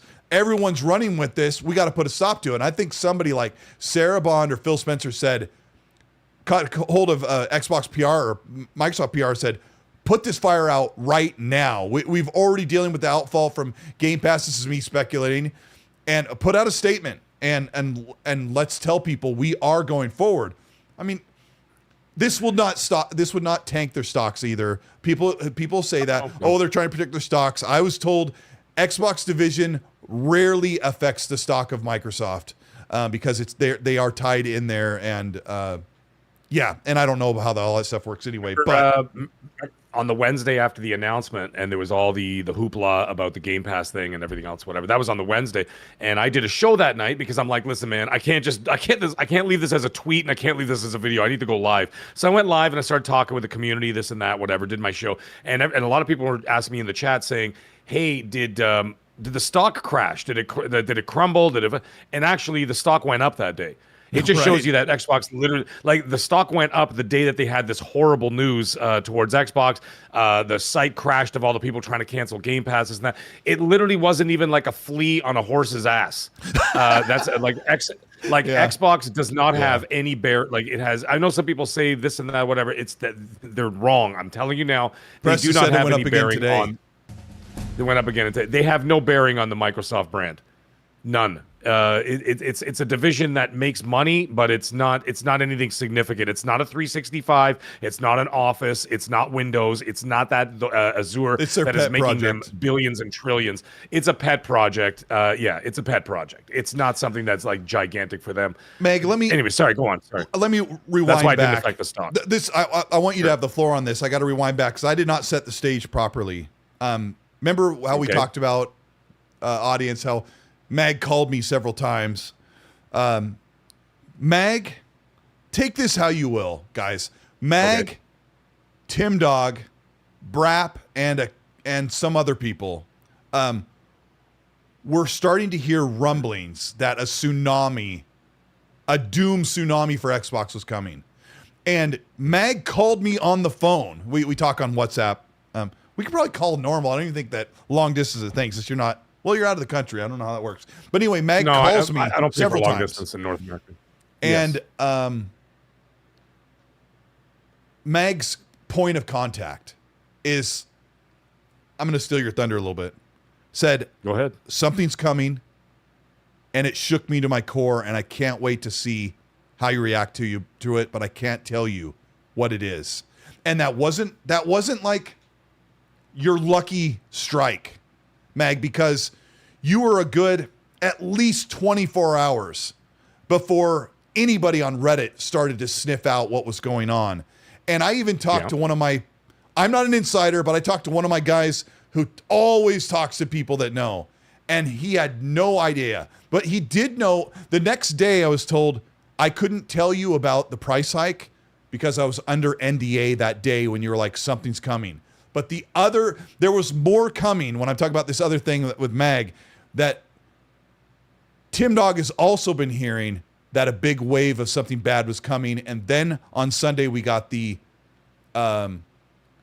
supposed cancellation of the Xbox hardware for next generation. So there is a lot going on, and a lot of people are in the know. There's another thing that people think would be the death nail coffin for Xbox that we're going to cover after the hardware. So if you're watching the show, hit the like button and make sure you remind me in the chat, what is the other death nail coffin that is being thrown around right now that has people completely shook? Let's talk about the next generation console. Mag, where were you on this, and what was your reaction to this over the weekend before we had any information? Well, what happened was, if we want to lay this out straight, what Sneaker OS was talking about, he actually never said the console, the hardware is canceled. He said it's up in the air, which I 100% believe, Sure. which I've also been 100% told by 100% the same guy who 100% told us last week that something was coming or whatever else, that it's up in the air, not canceled. What the statement that was made though today, yesterday, not today. The statement that was there's something that a lot of people are missing right now, and that Microsoft responded to the rumor that spun out of Sneaker's story. Right? Because Sneaker had said one thing. I don't have to repeat it all. You know, someone else can find the quote. You guys can figure it out. He did not say the hardware is canceled. He said it's up in the air. And so what happened is people went wild, spun it out of control, and then it turned into hardware's canceled, no more next gen, this and that. Videos started coming out, podcasts started happening, and this and that. And there's Sneaker's original statement. He never said that, right? So if you look at that and go read it over and over, in the air was there over and over. And then you had, sorry, I'll just interject this for 10 seconds. Sorry, go ahead. You had some of the, I would call them very toxic anti-Xbox guys that have been wishing they have the Joe Boo like shrine in their locker waiting for Xbox to die so that PlayStation can totally like ram fist them with price hikes even higher than Xbox could ever do. They believed it even with the statement that it's up in the air, and I guess partially for good reason, because I'm with you, Mag. When I hear up in the air, I'm like, I don't know. And then the statement comes in from Microsoft. But sorry, go ahead. Yeah, right. Now the funny thing is, and this is why I'm saying about this. So Sneakers did not say it's canceled. Other people immediately assumed that that's what it was or whatever. And so it's funny because sometimes when you actually have a situation or a story that happens or whatever, and then you give your opinion on it, someone in a chat or in a comment section will be like, "So you're saying this?" And I'm like, "I never said that." And then they respond with, "Well, that's what you're implying." And I'm like, "You're just making stuff up off the top of your head." You know what I start to say now? I just start saying, read my you words. said that. You said that. I didn't. That's all I replied to. Right. So Sneakers never said that. Other people spun that out, and then they started attacking Sneakers for saying something that he never said. And I'm like, are you guys like got any half brain in your head? Go get a 4XP. Drink it. I'm doing right get now. Some you clarity. keep talking. No. Yeah, I know. Get some clarity, figure life out, and realize what you're doing. Everybody's throwing blame like wild, and then they're missing the original story. Now, there's something else I want everybody to sit back and think about for 2 seconds right now. And what that is that after Sneaker's statement, and then, of course, everybody else spun it off into psychotic behavior, guess what happened? Yeah. Sorry. You find this interesting, guys? You want to talk conspiracy? You want to talk something weird? Yeah, do it. Microsoft never actually made a direct statement about what Sneaker said. They responded to the fake rumor outside of what he said. Do you have that To quote me, handy? Do you want me to grab that it? sounds like misdirect. They don't want you to think about the fact that it's up in the air, that layoffs are coming and all that stuff. I'll tell you right now, I 100% believe that. That is coming. The hardware, definitely up in the air. I've heard the same thing from people. Never mind. I'm not going to say. I have a different take on that, by the way. Up in the air does not mean canceled. Up in the air means, are we making an affordable box? Are we making a boutique box for $1,000 or $1,200? Yeah. Are we making something that could be purchased only on the Microsoft website? Because guess what, folks? Spoiler alert, Walmart's pulling Xbox hardware off their shelves too. I Sam's have confirmation Club, of that. Walmart, Costco. That's right. Right? That's a so different Costco reason. started, Sam's That's a different Club, reason. Walmart. I know, but they sold their retail space to Nintendo, by the way, just so you know. So they sold their retail, well, at least Costco and Sam's Club sold their retail spaces to Nintendo for a very hefty price, by the way. When I saw the price, I was like, yo. But anyway, it doesn't matter. Nintendo of America's got the money for it. They could do it. So anyways, the point is, does it seem kind of weird that Microsoft actually never addressed what Sneakers said? They addressed the fake rumor that was spun off on the side of what Sneakers said? Here's the quote. Come on, guys. You don't have to be Alex Jones here. They're making the frogs. Okay, so The here's the quote. in the deep state. So, you know Making what I'm saying, the though? frogs gay. Yeah. I don't watch that, but like whenever I see that clip, I have to watch the whole thing. Here's the quote from Microsoft. We are actively investing in our future first-party consoles and devices designed, engineered, and built by Xbox. For more details, the community can revisit our agreement announcement with AMD. So they're saying nothing's changed, that they signed a deal with AMD, but it's interesting they're saying first-party consoles and devices designed and built by Xbox. So Now, they may have a deal. They could be deep in R&D. Listen, R&D doesn't stop, by the way, just so everybody knows. When a Series X drops or a PS5 drops, do you think the whole department goes on vacation for 5 years and then says, all right, you guys are good for 5 years. We'll be back to do PS6 and whatever, Series X2. We'll see you in 5. No, the minute that console launches, R&D begins on the next product. Right? And that's how it operates. They're right to the wire with the hardware. They get it. And then, of course, it gets manufactured, distributed, all that kind of stuff, whatever. And then Gandalf there starts working on the next Xbox or whatever, right? And then what's his name? Church lady over at Sony starts making the PS6. Dana They're Carvey doing that and right Ian away. McKellen. Yeah, okay. That's right, yeah. So we got Ian McKellen for Xbox and Dana Carvey on the Sony side. He's like, oh, that PlayStation 6. Do it. Yeah. Fool of a took. And on the other side, it's like, that PlayStation 6 gonna be something special. I tell you what. Gonna have a lot of little bumps and stuff inside the controllers. Anyhow, the thing is that when you think about all that, Microsoft, like I said, let's get back to it. They could say that all day long. Of course, we're deep in development. They've been deep in development on the next gen console for 5 years, so technically they're not lying. Doesn't mean, and like I said, it could go either way. It could absolutely come out. It might absolutely not come out. It might be a PC hybrid. They might have Asus make it. They may make it themselves in the end. We don't know how this is going to turn out in 2 years from now. A lot can change in 2 years. So a meteor could land and like destroy the planet anyway, and no one has an Xbox. So it doesn't really make a difference. We don't know what's going to happen. The point is that they're not lying, but the funny thing is, and this is something that I need to stress over and over again, they never addressed what Sneakers said. They addressed the fake rumor next to it. Why did they ignore what he actually said? They just said... Oh, you mean why did they ignore like the impending layoffs and the... Yeah. Thank you. They addressed the fake rumor. Because the layoffs are coming. Yes, I think because the layoffs are coming and that they know that the brand has been damaged exponentially from the Game Pass price hike and the goodwill's been lost. And I think someone, probably Phil or Sarah is my best guess, was like, we need a statement. Somebody make a statement.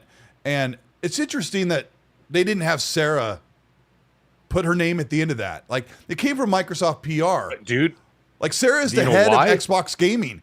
They should have said, here's your statement. And Sarah could have given that. Maybe she wasn't available. I don't know why. What were you going to say? There you go. Connor in the chat there says, excuse me, I had a hiccup. Xbox is in Ireland, but only as ordered. That could be a possibility for next gen as well. Like I've said that before. I said it could be a boutique item that you can only purchase. You won't be able to go to Walmart to get it, or Sam's Club, or Costco, or anybody else. You'd order it online, just like Apple does. Do you think like Apple's got that $3,000 headset lying around at Walmart? No, you got to order it from the website. It's going to be expensive. It'll be available. That's not the end of the world. Like, and I think Xbox they send it knows to your door. Their boutique custom PC hybrid console is not something that people are going to walk in and buy on a whim. It's not going to be one of those like, oh, they have one of these. Honestly, I would think that people these days, when they go to buy a console, the first thing they do is go on the internet and make sure they can get the console and maybe make sure they're getting the right price. I don't know if like, let me run down to Target and see if they have them. Maybe that's you guys are splitting hairs. KY Bob Areola in the chat there. Apple stores are everywhere. They're not in my city. Microsoft stores, not my city. I got a couple of them in all of Toronto, and we're the largest city in Canada. We're almost the same. We're getting in larger in size than most U.S. cities. So there's only a couple. They're not like a Tim Hortons. They're not every 55 feet. It's not the end of the world. The point is this: there are no Microsoft stores. You see what I'm getting at? When I said Walmart specifically. Yeah, I also know I have to go drive 2.5 hours to get to the nearest Microsoft store or Apple store, which is fine. If I was going to buy a really nice product, I would get it through if I was going to get an iPhone, I get somewhere else or online or whatever. But yeah, it's not the end of the world. Xbox. I think what Xbox did is they're like, nobody's buying the Series S and X. We're losing money when we do sell them, especially overseas. Let's pull them from the shelves. Let's cut. I think they're stemming the bleeding. Let's stem the bleeding. We can sell the consoles on these websites or through these retailers, and let's just get that done. And if people really, really want them this far in with all the mistakes we've made, they can buy one. But let's get ready for next generation. And I'll tell you this: if Xbox drops their $800 to $1,000 console in November of 2027, they will absolutely sell them like gangbusters for at least a year. Not like PlayStation, but the Series X and S sold really, really well for about a year and a half. So I think Xbox knows we're going to have a really great sell out the door online with our new consoles, and that'll be like the biggest fast push of our consoles, and it'll kind of slow down because we're going to move people to just buy our games and play where they want to play with multiple devices. There's a whole thing we'll get into as well. Shout out to almost 1,100 people. Thank you so much for being here. Hit the like button.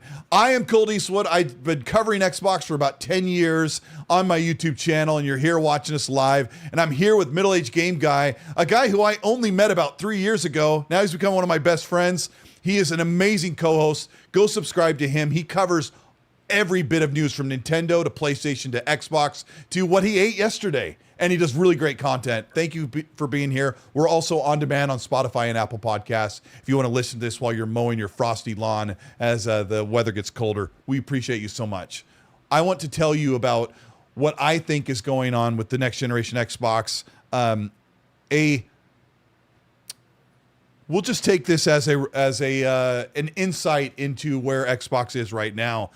That plans are definitely moving forward for the next generation console. They are way beyond the development RD of the next console. They're, in fact, also allocating time into support for the Xbox ROG Ally X and regular handheld. So the team is very busy. One of the things that is paramount to Xbox moving forward is their compatibility layer. And this comes from a source that the compatibility layer, which allows you to play all of your games you own, plus the PC games, is something that is worked on right now. So the future of Xbox absolutely hinges on them having a next generation console. And this comes from somebody who talked to somebody who talked to somebody. Now you can take it however you want, but this is a train that cannot be stopped, because if Xbox does not have their own console next generation, it's not very likely that an OEM console would do as well and keep things alive. And Microsoft and Xbox would have to pivot their core users who want their games that they own to like a cloud only solution. So what I just said there over the past few minutes is very important, because I know it's easy for even me and for Mag to say it is probably up in the air. And I know Microsoft is looking at them with a laser beam. Like, if you guys don't get your shiz together, we'll pull the rug from under this and then we'll get rid of you. So Xbox has to have a really good developer-friendly console that lets you play your games, plus keep the ecosystem and Game Pass flowing, because their best Game Pass subscribers are on a device that's not a PC right now, okay? That's what's going on with the Xbox console. When I made my video on Sunday morning, I sat here with a recorded script and Jez Corden's final thoughts before that official statement came in that says, we are actively working on first-party consoles and devices designed and built by Xbox. If you want to know more, look at our partnership with AMD, which is a partnership that they're making. Remember when I said a half an hour ago that they couldn't do their own handheld because AMD wanted at least 10 million units? Mag, you have said it so many times. Tell the good, handsome, and people how many consoles you think next generation will sell for Xbox. The projections were somewhere between 10 and 12 million, maybe 15 if it goes beyond that. And that actually lines up with most of the hardcore. That if you start looking at the actual hardcore fans out there, you will sell 10 million pretty much in the first couple of years, and that will be like your first adopters, that kind of thing, or whatever. And that's the internal projection that they had. But that was like a year, not even a year ago. I think I mentioned that. So, I mean, that obviously changes over time. And then it doesn't mean that people are going anywhere. Like, I mean, people will still stay and do whatever. They might sell more. But the thing is, if you're leaving the retail space, and that's why it's so important. A lot of people don't realize how important that actually is, because a lot of people's purchases are also bought with your eyeballs. You know what I'm saying?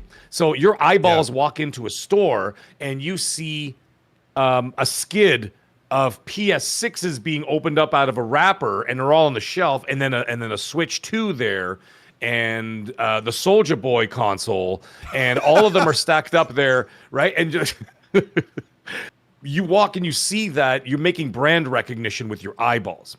Sure. If you're only able to purchase an Xbox on the Microsoft website, because you're certainly not getting it from all the major retailers anymore because it's not selling, why would you sell a product that doesn't sell?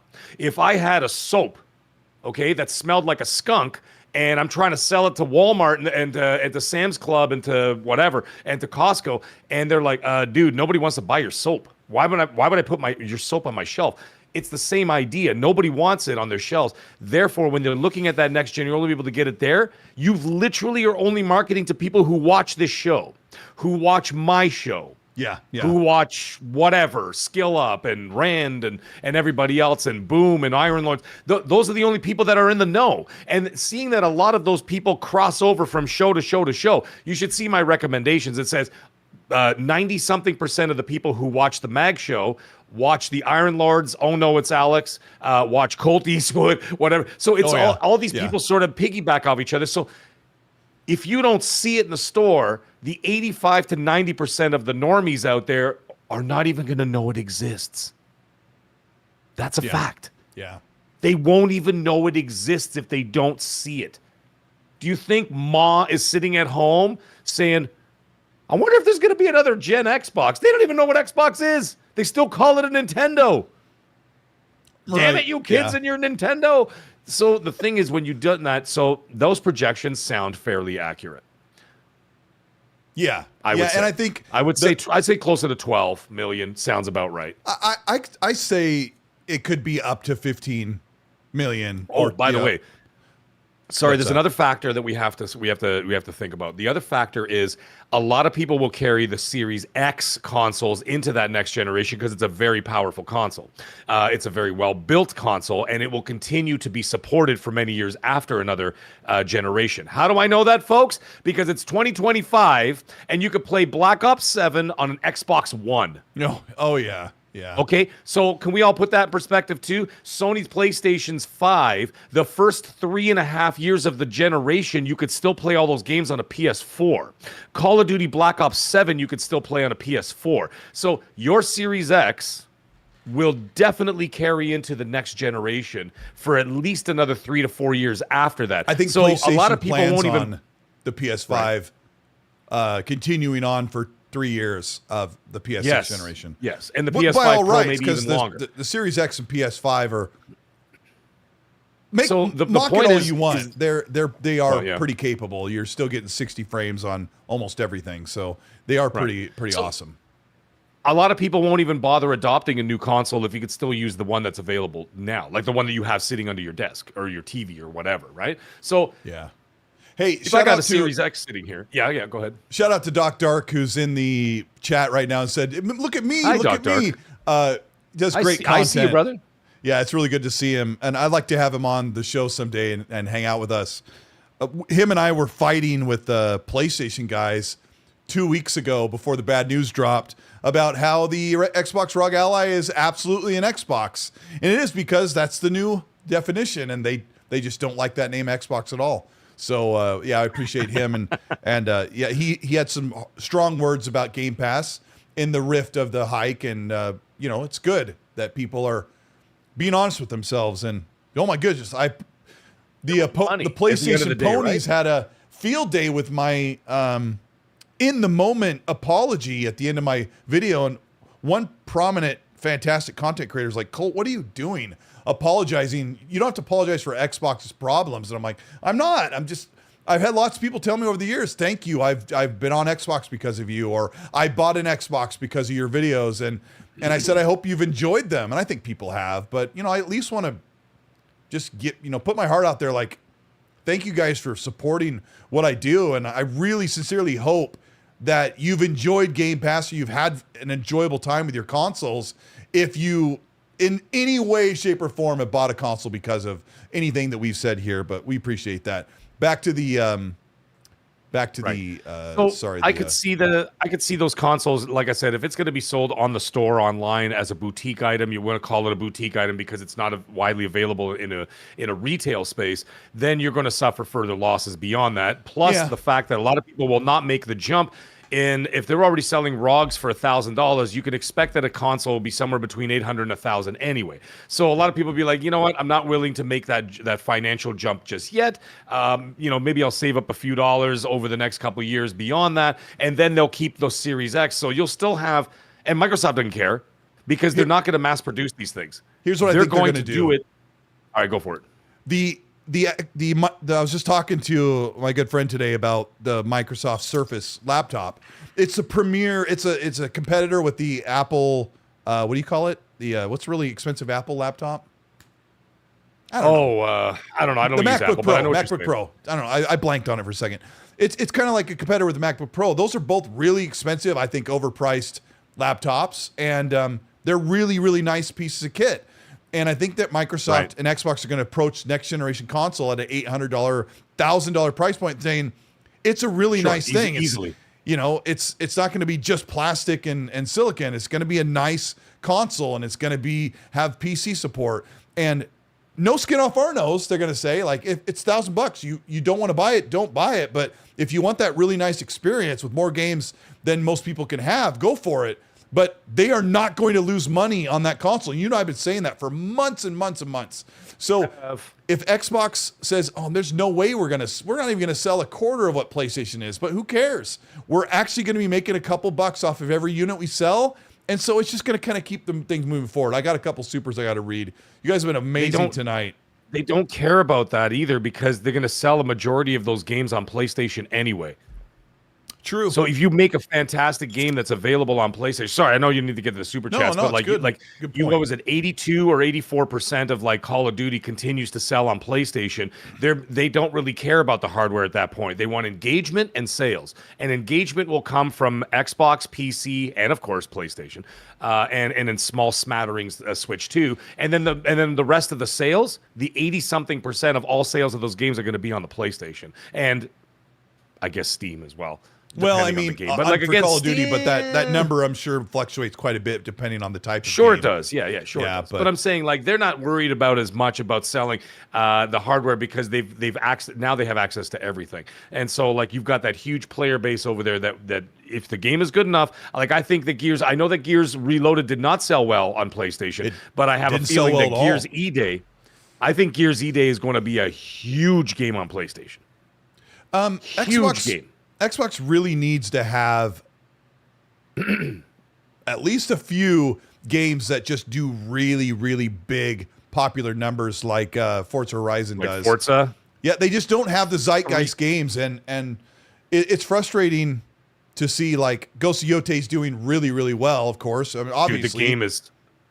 Have you played it yet? No, I'm waiting until I finish The Beast, but... I've played it on the Pro, and I was doing a stream with the maggots, and I'm like, let me check this out. I was stunned. The game is stunning, and the thing is, even the chat was like, dude, this game is unbelievable. I'm like, you're looking at a compressed video from a 4K Elgato capture card and then streamed over to YouTube as compressed for YouTube. I'm like, you're not even getting the real deal. And I'm not just talking graphics, like everything about it, the story, the music, the whatever. And you're just like, holy crap. Yeah, this is like quality. Like this is quality, and you're just staring at it, just going, "Wow!" Right? They need more of that. Forza Horizon does that, for example. Right? Forza Horizon does that for Xbox. And Starfield did it. Doom the Dark Ages did it. There's just a couple. Like we'll talk about this next week, but I worry about Outer Worlds 2, and then Keeper. I'm like, you got Ghost of Yote, and then Xbox like we got a walking lighthouse, and I hope that game is. Absolutely, just dude. I love Double Fine though. Double Fine is such a fantastic studio, and I wish them nothing but the greatest success. And I got to tell you, the year that they did not win Game of the Year, I was begging on my hands and knees for them to win Game of the Year, but they didn't. But Schaefer and the team over there at Double Fine are nothing short of magnificent. They're a great team. Sorry, Karen. Yeah, they are. They are. Super chats. That's what you're Tolgi Zero, thank you so much for the Canadian 5. Says, I've been on live since Mech Assault, going to mid-tier and just buying my games again. Yeah. Fair enough. Good move. Good move, man. Whatever works for you, brother. It's your money, right? Yeah, you go out and earn that money. Do what you want to do with your money and don't be ashamed of it. Yeah, and if Game Pass looks good, upgrade it 1 month and then back out. Like, show them this is how it needs to be done. They'll see the difference. Chris, thank you so much for the $10 super chat. Says, it's annoying that Microsoft will look at this situation and walk away saying, I guess people don't like video games. Instead of reflecting on years of horrible marketing for the console and Game Pass. Microsoft doesn't say, I guess people don't like video games. I think Microsoft's like, I guess people don't like Xbox. I'm pretty sure that's what they're saying, right? So, yeah, they absolutely need to work on their marketing. I was talking to someone today that's really keyed in. It's like, and marketing. Yeah. He said that PlayStation doesn't talk. Nintendo doesn't say a word. Phil does these interviews. Sarah, all these Matt Booty, they're all making statements or doing interviews. They're talking about. They're trying to keep people excited about Xbox. The problem is they're so fluid right now. They need to stay quiet, and they haven't quite stayed quiet. You need to let your product just speak. But I think they've had so much ground to make up for. Biff Rinaldi, thank you so much for the $2. Says it only took 1 hour to get home. So glad we got to be in your car blasting through the speakers while you drove, and you're a good dude. I've spent 2 hours talking to him this past week, and I was on party chat with him, and I get a call from Tim, and so I bowed out of I muted my mic, talked to Tim Dog, and then once I was done talking to Tim, Rand called me because everything's like blowing up this week, and I never got back to Biff, but well, thank you. I appreciate you. Emerson Ricardo, thank you so much for being around for so long with the $2. Says, he doesn't need to buy games day one. PS5 has a paywall. He doesn't need to buy games day one. Oh, you. Yes. Xbox and PlayStation have a paywall, but Mag, you need to stop buying games until you get caught up. I stopped buying games, but the thing is, the maggots deserve more. And if the maggots want it, I have to give it to them. I have to give it to them. And they're like, no, I just had Maverick in the chat ask me. He was just like, "Listen, are you going to play Silent Hill 2 and Silent Hill F in October?" I'm like, "Yeah, as soon as the ban lifts on the console, I'll be back on it." And then So I'll be back doing that. And then, but like Battlefield 6, I'm playing with the channel members. I'm squatting up with channel members. I have to buy it. You know what I'm saying? Like, so what are you gonna do? Little Nightmares 3 was the most requested. I try, dude. Little Nightmares 3 is the most requested co-op game that I got from the poll that I put out. So I got that too. I'll be playing that with my wife, and then if anybody else wants to be able to do that, we can have some fun with that. And then Call of Duty, same thing. By the way, speaking of which, once again, in the next 10 minutes or so, when we end the show, I will be on Call of Duty. I'm taking a little break, and I'm going to be on Xbox playing Call of Duty if anybody wants to play some Black Ops 7 with me. So, all right. Anyways, whatever. KY Bob has been channel member 70 months, brags it up with the 70 months on this channel, and even more of that on Game Pass. KY. I am not. He says, I'm not dropping Game Pass. I have saved over $700 this year with Game Pass, going to buy the games anyway. He says, yeah, look at that too. Do a calculation. How much will I save if I sub or don't sub? Absolutely. That's what we should be doing. I feel like some of us have been on autopilot. I certainly have. Oh, I'll just keep it because there's always something I want to play, and I've never really done the math. Chip GM, thank you so much for the $10 super chat. Says, Xbox is done with consoles and are moving fast forward to PC gaming using the new OS.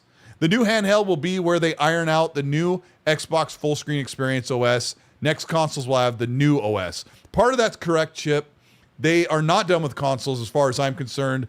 The OS is already in the current ROG Ally Xbox handheld, and that UI will go into PC and the hybrid PC console. So they are already in that moment. In fact, someone who works in the Xbox hardware department told me last week that the Xbox ROG Ally X is officially the first next generation device because it has the AI integrated AMD chipset that is the foundation of what next generation is built on. So they are, the momentum is in. Meat Puppet, who's a good friend and member for 40 months, says, hey, Colt Mag, no, I don't want to think, and you can't make me. Oh, that's when I was talking about the my conspiracy that, well, not really much of a conspiracy about Microsoft answering the fake rumor, but not actually addressing what the insider actually said. But anyways, that's a story for another day. Yeah, the tinfoil hat is great anyway. KY Bob, thank you so much for the 5. Says, Chip Jim said they're done with the consoles and then said the next console will have the new OS. I thought they were done with the consoles. That's funny, yeah. I don't know. When you're writing a super, sometimes you don't iron it out and you got to fit it all into one thing. But yeah, I know. There's also some satire and some what's the word? Sarcasm. What are you trying to say there, dude? Sarcasm.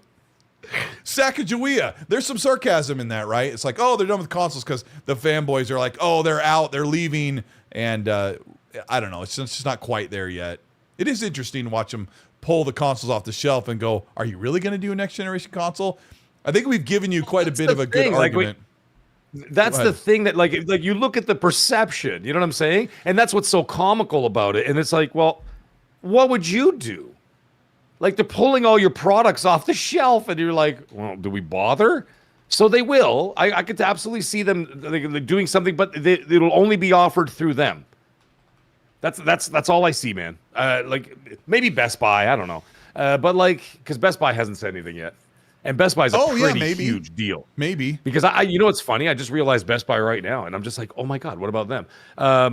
But anyways, yeah, like one of the representatives that I know through Best Buy, how do you think I got my hands on the ROG Ally X like a month before, you know what I mean? When it was still being shown in Europe at the, what the hell is it called? Gamescom, right? And I got my hands on it for a few minutes, and it was only because I can't tell you who, but someone who's deeply works with Best Buy distributing and stuff was actually able to test the product before they purchased it en masse. And what? Was it Tim Dog? He doesn't work for Best Buy, does he? No, he doesn't. So anyways, yeah, so like, you know what I mean, like things like that. So you never know Best Buy, but like you look at that and you're like, you know what I mean, you gotta wonder, right? You're just like, I know it does sound like it's up in the air, but I think we've given you guys a pretty good, and I want to continue to give you a good think point, like a good thought process of what's going on. And with some of those things, like some of the marks and timelines that they're trying to hit, I really feel like this is a train that cannot be stopped. And throwing away R&D to cancel out of the console, like there'd have to be some really serious thing happen. But I will also always continue to try and say, never count out Microsoft and Xbox to completely pull the e-brake and fly out with their pants around their ankles and just say, Ace and Gary, we're out of here. KY Bob, thank you so much for the $20 super chat. After I make the joke about Ace and Gary, he said, by the way, did you guys know that Ace and Gary is voiced by Steve Carell and Stephen Colbert? What? Yeah. I learned that this week. Ace and Gary, really? The biggest gay duo. Yeah.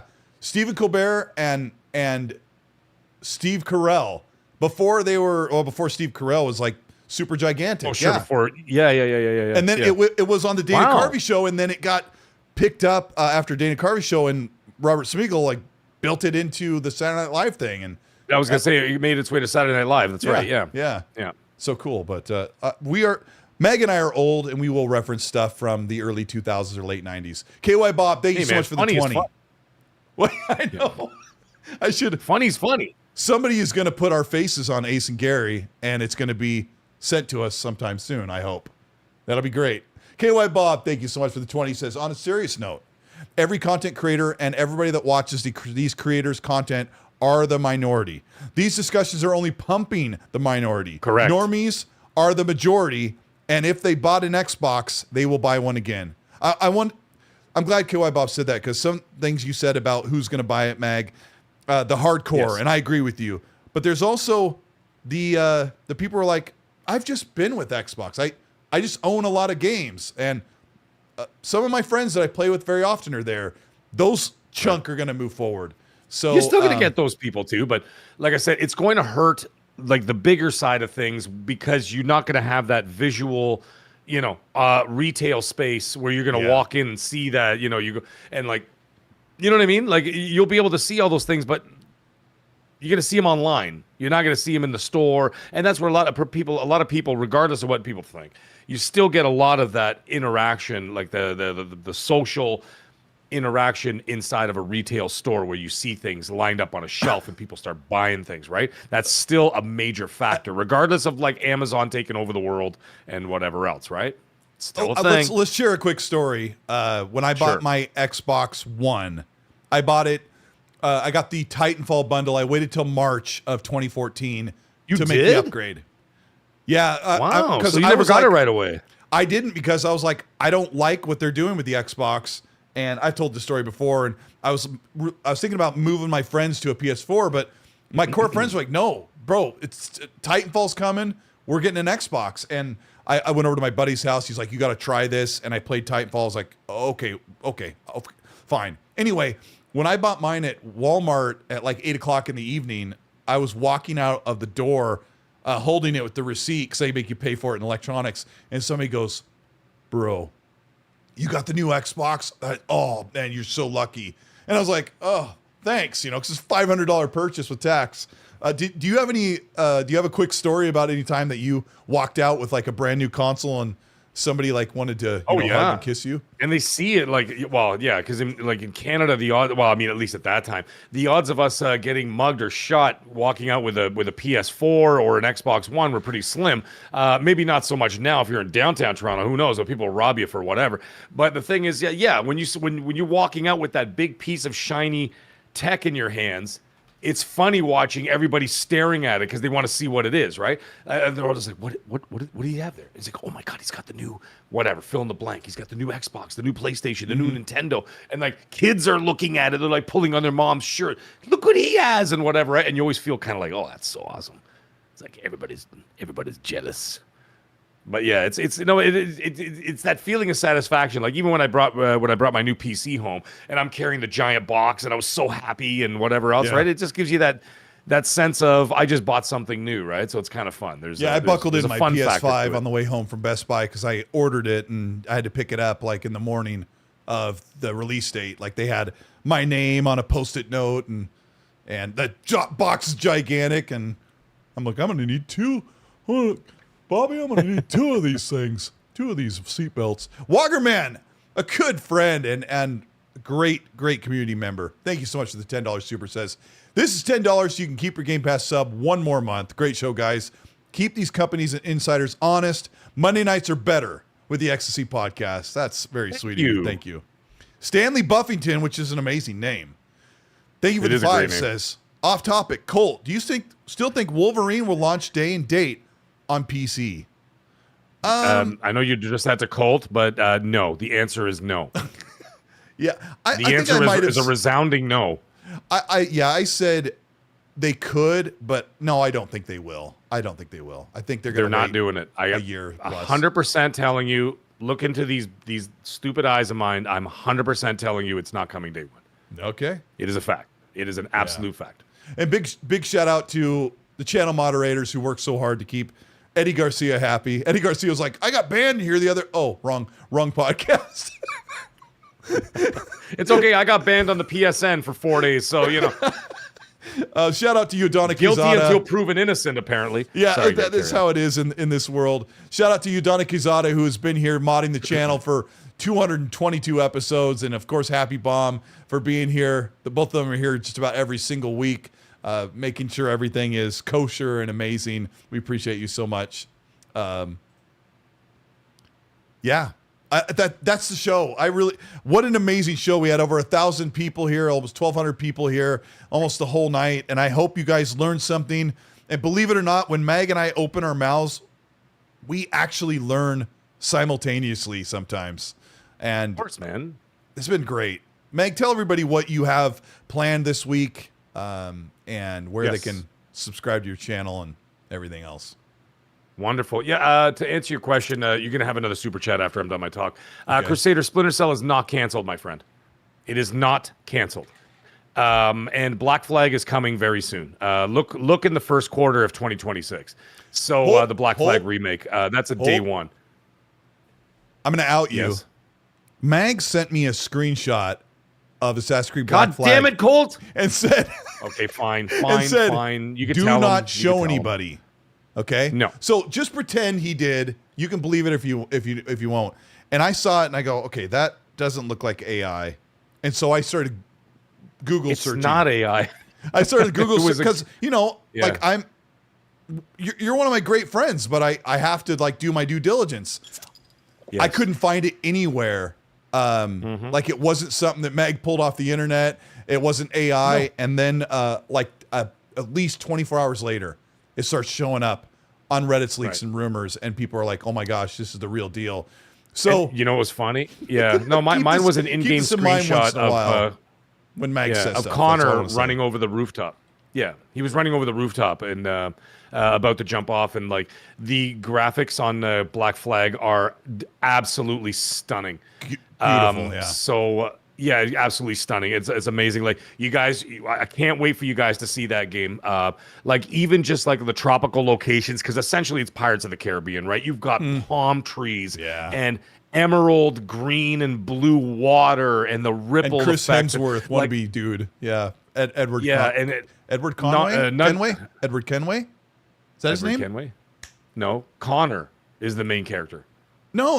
Edward, isn't it? Edward is the guy that you play in Black Flag. I think Connor. I thought his name was Connor. Connor's the Native American guy, right? Oh, he was. Oh, I got it mixed up. Sorry, I got it mixed up with the wrong Biffer guy. he's like Connor.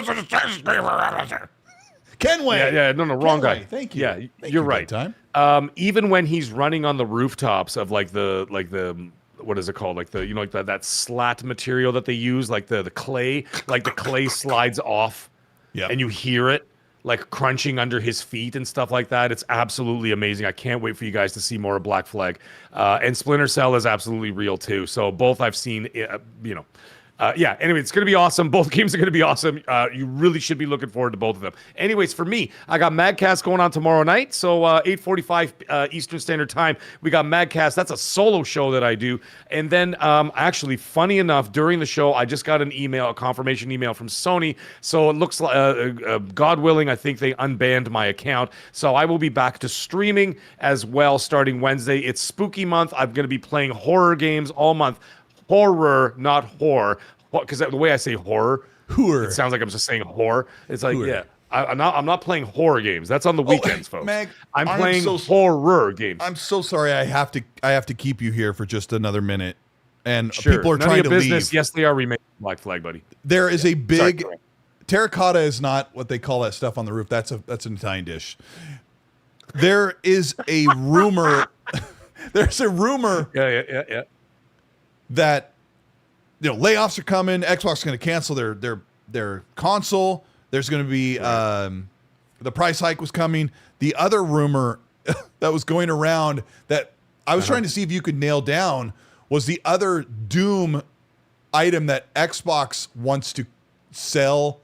The Microsoft wants to sell their division to like a Saudi prince or to Tencent, or Sean Layden is in the background licking his chops, thinking, "Oh, I'm gonna pick and choose, and I'm gonna buy the whole freaking cannoli, and then I'm gonna sell off the studios I don't like." Did you hear about this possible Xbox wants to sell off the division?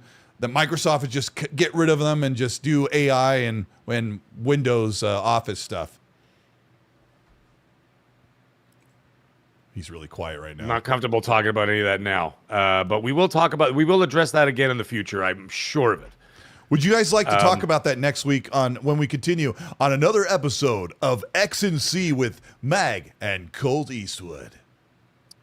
Sundays at 5 p.m. Yeah, let's. You know what we're gonna do? We're gonna put a bookmark in that. We will talk about that more another time. Okay, I will also be here. Promise. I'll also be here making content, hopefully, kind of thrown for a loop with the price hike and the cancellation console video. Hopefully, I will be back on to make more content. Thank you guys for everything you've done. One last super chat before we out is Carlos Fontes. Thank you so much thank you so much for the $20 super chat and the amazing haircut. Says, I wonder, what if Xbox nailed the Xbox One launch? Oh, we often think about that. He says, I know. What if they never launched Game Pass? Well, they might not have needed to. He says, what if they didn't buy Activision, Blizzard, and King? Right. So many what ifs. I think. Well, I mean, that's a what if with a lot of stuff. Like, it's like, well, what if I wore a condom that night? What if I, decided to not make that phone call? Like, there's a lot of things that could, you know what I mean? I regret nothing. All of my mistakes. Life is wonderful. I'm happy for my family and everything I have. I regret nothing. Carlos says, so many what ifs. I think we would still have ended up with them being first party while still being a huge publisher. I think the idea, Carlos, was for them to build all these studios that they owned, and they could just pack Game Pass and they could grow the console because look at all the games we have. But I've said it many times, Carlos, but their main problem was in the early 2020s. They had all this stuff in line, but they weren't delivering any of it. ABK barely gave them any games once they got those, and their first-party studios promised games in 2020 that still are not even really shown us much gameplay. And I think that is the sole reason why Xbox is in the position where they need to make huge pivots, because in their most important time at whatsoever, they did not deliver like they were supposed to, and people got tired of waiting. So thank you so much for the super. One last one. Udana Kizada says, oh, you got it. Yeah, go Yankees taking a huge L. We all win. Hey, what can I say, baby? What can I say? No one gives Toronto any credit whatsoever. But you know what? We scored 23 runs in 2 games and sent their asses home. And we're going to sweep the series because this is our year. Not even the what's it called? Not even Ohtani there, that giant freak, is going to do anything with the Dodgers. The Jays got this year. It's our year for the World Series, and we just showed you, and if anybody has any doubts, we showed you how dominant we are and how we can't be stopped. We won't be stopped. Period. Man, giving us the WWE thing. The Mariners won their first playoff game last night in 24 years, and I watched the tail end of the game. I was very happy to see that, by the way. Yeah, it was really, really good. Baseball's fantastic. Mariners not gonna do anything, but the cream will always rise to the top. With you, I got 3 minutes with you. By the way, unrelated, I just got an email. We would like to inform you that the suspension on your account on the PlayStation Network has officially been lifted. You now have access. Yes, you son of a guns. Yes. So I will be streaming. Thanks to the Indian scammer for sending that gift card, and you're all square now. Yeah, I'm all good now. So looks like on top of Madcast, maybe tomorrow afternoon I might do some more streaming. So we shall see. Okay. So anyways, that's wonderful. But anyways, yeah, we'll see you guys soon. Listen, hey, anybody who's gonna be playing Xbox tonight, you want to come check me out in about 15 minutes. I'm gonna take a wee bit of a break, and then I'm gonna come back, and then I'm gonna turn on. And we as well. I'm going to try some Black Ops 7, see what this is all about. So anyways, we'll see you guys all soon. We'll see you next Monday. See you on Madcast tomorrow night, whoever wants to come around and check it out. Thank you for everybody. Thank you for all your support. What a great show. Thank you for such a great turnout. Meg and I are so grateful. We will see you in a couple days when new content comes out on the channel. Guys, I don't know, be nice, like I always say. We're out of here. Where's the button? Later. It's right here. I'm hitting it.